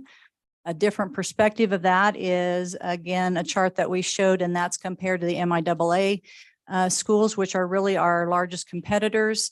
We were positioned second in the chart that I showed you in March, and we are still second, even with our increases applied for our undergraduate on-campus students, and nobody else has been. So you see Fort Hays and Pittsburgh on there, but we have not adjusted their rates for their presentations today. So just another drive home the fact that we feel like these rate increases will not affect students coming to Emporia State in a negative way. A few other elements of the proposal, not generating a whole lot of new revenue for us, but we have a distance education area fee, and this is the comparable fee that our campus activity fee is for our on-campus students. This is charged to our off-campus students. So it's going up $2.71 per credit hour. We will generate about $73,000. That will continue to support our distance education program, some programs around our teachers college that we have up in the Kansas City area, some marketing and some grants and aid, as well as we do use that to also gird up our base budget. Student Recreation Center, this is their membership side of their fee schedule. They've asked for an increase in their student activity fee, but this brings up the membership for faculty, staff, alumni, others to be comparable to the same kind of increase that is being asked of the students to keep their operations fairly consistent with the board. And then lastly, parking, everything, everybody loves this, parking permits and fines and fees. We have not had any major increases in this area since 2004 and 2007. The students did a really good job, I think, of challenging those fees because we started that discussion back in November and we did not finish it till March. They kept asking for more information and more information about those increases. And so I felt like that was a very well vetted one that came forward. So with that, Bella, is there anything else that you want to say? To quickly address some of the questions that Regent Winter's been asking some of the student government presidents, the way our process goes for tuition is that the 5 members of the Fiscal Affairs Tuition and Fees Committee, they're the ones who vote directly on tuition. However, my role as president in our Senate meetings, I give a report to the whole Senate, and that includes updating every single week when we have tuition and fees. And so they received updates every week of what the discussion was going. And a lot of the feedback that we received from our Senate was that they were perfectly fine with 5%, but even some of them were like, let's raise it to 6%. And what the reasoning was is students all across campus, they want quality programs and they want quality services. And they were willing to go pretty high, but we definitely wanted to rein that in because we didn't want to be, we didn't want to put too much pressure on students, but we valued their input on wanting those quality programs and services. So yeah, I'll stay in for any other questions if you have any for the student side. Thanks for anticipating them. Any other questions in general? Okay, thank you. Thank you. I would ask that we be prepared to go a little past our scheduled adjournment so we do have a chance to hear from Doug. I think we can be brief and to the point. We do have We have lots of questions sometimes, so go ahead.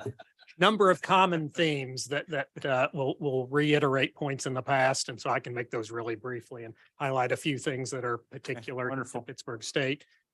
Certainly from an evaluation perspective, we are proposing a 5% tuition increase, 4.9% on total tuition and fees. Some of the factors that lead into this are the competitive comparison that you've seen from the other institutions. We are below 90% of our peers and 75% of those in the athletic conference currently. If nobody changed anything, we would move up just slightly, a couple of slots, but not significantly. In reality, I think we'll stay in approximately the same spot, given some of the leading indicators we've heard from a handful of those cases. Another point of view that we looked at very carefully was thinking about the history of tuition increases. So certainly you're aware we haven't increased tuition 3 of the last 4 years. And so even with the proposed 5% increase, that will make the average over the last 5 years 1.5% per year. So significantly below the rate of inflation, certainly continues to be a good value for our students. And I think it's also noteworthy that because of one of the things the legislature did, the incremental funding for need-based aid, that the deployment of that need-based aid will allow us to offset this cost increase for those students with financial need. So I think that's a significant point and worth keeping in mind. Speaking of state funding, certainly the legislature and the governor did some very positive things for us in the need-based aid front. And with the NIST playbook funding, those are instrumental and impactful to our operations. But there were some gaps, right? The lack of inflation funding that's been mentioned previously, and the salary funding that was about half of what the governor proposed create some gaps for us. If we were to try to fully address those gaps with tuition, it would require over a 9% increase in tuition. We certainly didn't think that was appropriate or feasible. And so we felt like the 5% proposal was a good balancing act, using tuition to help address a portion of those gaps that weren't funded, but we'll be using budget reductions and budget reallocations to fund additional portions of that gap and to continue to move forward with some of the key initiatives that are important. That's why your write-up said that part of the tuition increases would go towards the playbooks because of the gap. That's exactly right. Yeah, absolutely. So just in summary, our increase in dollar terms, the 5% proposed tuition increase will cost $146 more for students on a per semester basis. That's for undergraduates. There are a couple of fee components that total $45. That includes the campus fees that Taryn will talk about in just a moment, as well as a student access and success fee change. So the total is $191 per semester. Our evaluation and our advisory committee really focused in on the benefit of keeping that total both below 5% in aggregate, but also thought it was instrumental that we were able to keep the total cost per semester below a $200 increase at $191. So those investments that we are able to make through a combination of the state funding and the tuition adjustment that's been proposed include this list of things. The financial aid funding's important, the NIST playbook funding, along with some incremental university investment to address the academic advising and student success initiatives across campus. We're still working on a final plan for salary increases, but there'll be a significant program there. Student recruiting is an important part of this equation. Some additional resources to enhance our recruiting efforts in targeted areas. Some system investments. We've got significant system needs in our financial aid system and our student information systems that are underway. There are ongoing costs related to that this will help address. And then certainly the impact of inflation. Utilities is probably the best example of that. That's been a significant increase that we've experienced this year. And these are total investments, not. These are. Okay. These are, yeah, Okay. aggregate from kind of all funding sources. Thank you. Appreciate that. Absolutely. And so it will require us about 2 million in budget reductions and reallocations to make the equation work for us. We're not complete with that planning. We're about 1.2 million towards that 2 million goal in our planning efforts, and we're continuing to chip away at it as we finalize the budget planning for next year. Okay. All right. Thank you. Any questions for Doug? Oh, you got more. Just one real last quick. So these Just one more thing. two tangent issues. We are proposing a change to the graduate version of the Gorilla Advantage program. This is the program that we did for undergraduate students to expand it to a number of states. This impacts a very small number of students. The students from those states typically qualify for specialized rates or online rates. but it creates a lot of confusion. So making this change to sync up the program with the undergraduate version of this program will cost us a tiny amount of tuition dollars, less than $20,000, but will simplify things for students, simplify things for our processes. In fact, in the spring, there was only one student who would have been impacted by this change, but it creates a better environment for moving forward. And then our only version of incremental or differentiated tuition is in the College of Technology. We've been slowly increasing that fee over time to contribute towards the cost differential of those programs. We'd like to continue doing that with another $20 per semester increase. That'll bring the fee up to $240 a semester. It's essentially an 8% premium on standard tuition rates. The cost of those programs is 40% higher than average cost. So this is one of the contributors to making those programs viable. You said 40%? 40% higher than the average program. Big number. Okay. Yes. Right. Now, should I ask if there are any other questions for you? Anybody? Okay. All right. Thanks, Doug. Right. And Karen will take the next part. All right. Thank you for being here. Well, thank you for having us. So as you all know, my name is Taryn Brenner and I'm the outgoing student body president for Pittsburgh State University. And I would like to introduce Jamin Parnell. He is our incoming student body president for next year. So starting off, we only have two categories that we are asking for an increase this year. We have our student recreation fee that will now go up to $70 per semester. And then we also have our union operations fee. If you were all here last year, we asked for a 1.8 increase from last year. So that covered the student health fee, the union's operation fee, the union R&R fee, and parking fee. So that totaled to be about $15, I believe, last year. And now we're asking for 10.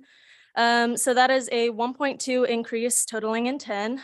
So the Educational Opportunity Fund will be fully distributed over this next fiscal year, which is why we have only two categories that we are asking for an increase.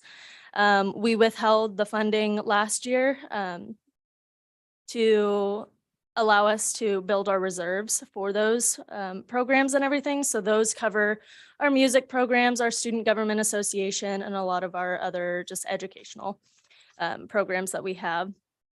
So our student recreation fee, oh, forgot this slide. So this just shows our other main fees that we have for our campus privilege fees. As you can see, these are the only two, and it isn't making a huge difference right now. So our justifications for both of these was to increase our hourly student wages from $8 to $10 an hour for our rec workers. And then our student recreation managers will be moved from $9 to $11. We are also wanting to implement a full-time esports coach and then also fund equipment and conference costs for our esports team. Our union's operation fee does operate solely on student fees as of right now. We are currently looking into seeing if we can work with the budget a little more and see if there's a way for us to kind of not spend as much money as we have been, because we did ask for this increase again last year. We are also increasing our hours of operations with our union. We weren't open on the weekends this last year, but our leadership team met and decided that it would be a good opportunity for our students to have our union open for lounging, printing, scantrons, and everything else that our student union provides. Relieving inflation cost pressures, our utilities have done a great deal, like everybody else have said recently. So that has been our biggest impact on our student union. So just trying to make sure that with the decrease in enrollment that we have seen in the past few years, if we are going to consider there being another reducing in enrollment rates, then we want to make sure that we are ready for it. So our student involvement, our advisory boards include faculty, staff, and students. They are reviewed, or all of the proposals are reviewed by SGA by the end of February at least. Final recommendations are sent to the university president and president's council, which is now called the leadership team. All of our students, graduates, and undergraduates will be paying our campus privilege fees and are affected by these proposed changes. And this is again just the document that Doug Ball had sent earlier. This is just showing you what the rates will be increased by for our residents, non-residents, and our graduates. All right, any questions? Okay, all right, thank you for being here. Thank you. Well, thank you for all the presentations, and we know a lot of hard work went into getting where we are. So thank you for all that too, everybody. Any comments from anybody? Being new to this process and seeing that there have been very few tuition increases over the last 4 or 5 years. What what if we said no? I mean, how does the process here work for the newbie? So last year wound up being something of an outlier in that we had inflation that was greater than what we had thought in our plans as the year unfolded. So we might have considered a tuition increase last year. However, the way the budget was finally passed, there was a prohibition against any tuition increase. Probably the wrong word, but effectively what happened. So prior to that, of course, inflation was a much different circumstance. So what we did last summer in the budget retreat, or whatever you want to call it, the offsite, I like to call it, we'll have a similar discussion, but then we had a discussion that maybe a 2 to 3% tuition increase might be what was appropriate, given what our projections were at the time. That was also, of course, in concert with our legislative recommendation. So as you've heard everybody talk, that's why they were mapping against what didn't happen from our recommendation, i.e. the salary increases and what we call the inflation increases. So they were doing that, then added those 2 or 3 that was sort of our working assumption. So if we didn't approve them, then we'd be back to what we saw elements in various presentations that might come about. Now, having said that, our process is this, we do a deep dive here. The rest of the board hasn't seen this even as much as we have, so they'll all do the same. And then we'd have next month come before us for final approval. Now, the pressure against all of that is going out and recruiting students and telling them what their tuition is going to be. And all those contracts have to be written. So the timing is relatively important. So if we were to throw everybody all the way back into no increase, when we've told them we're approaching a year now that there'd be something, I don't think I'd be overstating and saying it would be. I mean, I went with the extreme, but even if we went back to the 2 or 3% that was discussed, that's well below what the recommendations are from the universities. They don't have to go retool their budgets, basically. And I'm trying to be hesitant to say too much more than that, because I mean, again, this is one of the things that always has lots of perspective and discussion about. And so we really need the rest of the board to have a chance to do all that as well. And then the 2 shots of, the second shot of that. But again, me personally, I would have been wanted to make sure we were concerned about affordability, which I think everybody took that in careful consideration when they came in lower than almost in every case than they might have just from the math exercise. And then also mapping it against what all of our assumptions were. And again, I think everybody took those into consideration. So I think we had strong presentations. I guess then collectively to the universities, when you look at the total tuition dollars, student fees you have coming in, you're taking into consideration the effect on the retention rate. Yeah, because I think, a lot of times we focused on what the freshman enrollment will be. Retaining the students that we have is key to these whole numbers.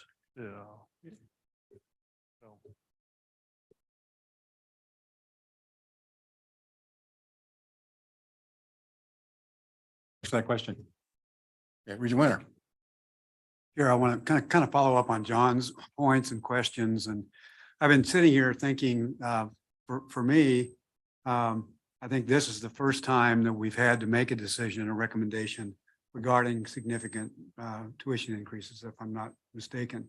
Correct. And it's a big deal. We're talking about millions and millions of additional dollars. And so I've just got some thoughts. I want to share those with folks. I'm going to be thinking about them until we have to make our final vote. And I would invite anybody to try to convince me of some different approach. You know, what the question that I see is why would we spend more? Why would we spend more money when we have fewer students in the system? We have a contracting system, big, same issue all across the country. So the standard response in business, or a standard response in business to fewer customers, is reduce your expenses, cut. There's also another option if you think it will work, and that is increase spending, be aggressive, attack the problem, have an approach that you think will in fact incrementally improve the number of customers, et cetera, et cetera.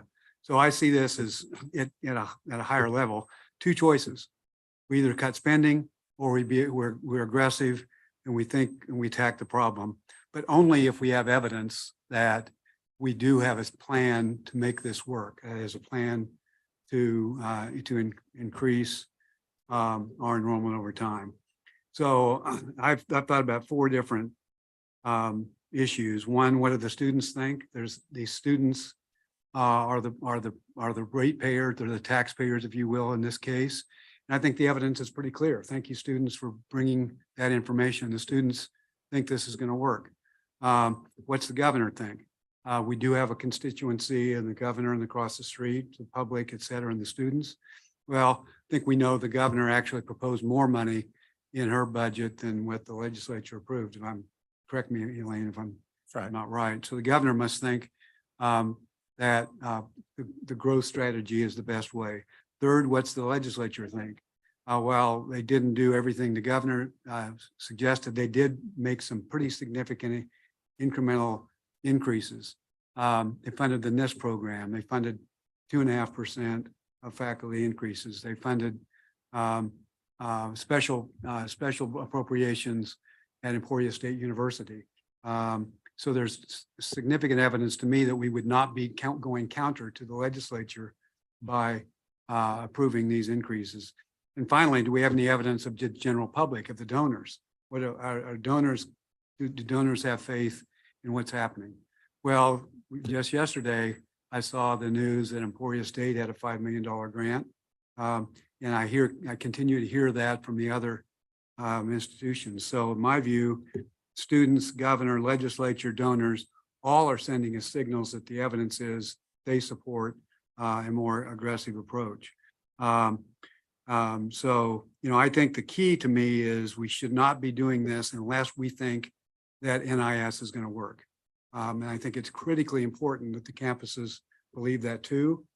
And the campuses are going to honor their commitment this year and in the out years to really put money in this and really make that a very, very important project. So it comes down to me, I've heard a saying, you can't cut your way to greatness.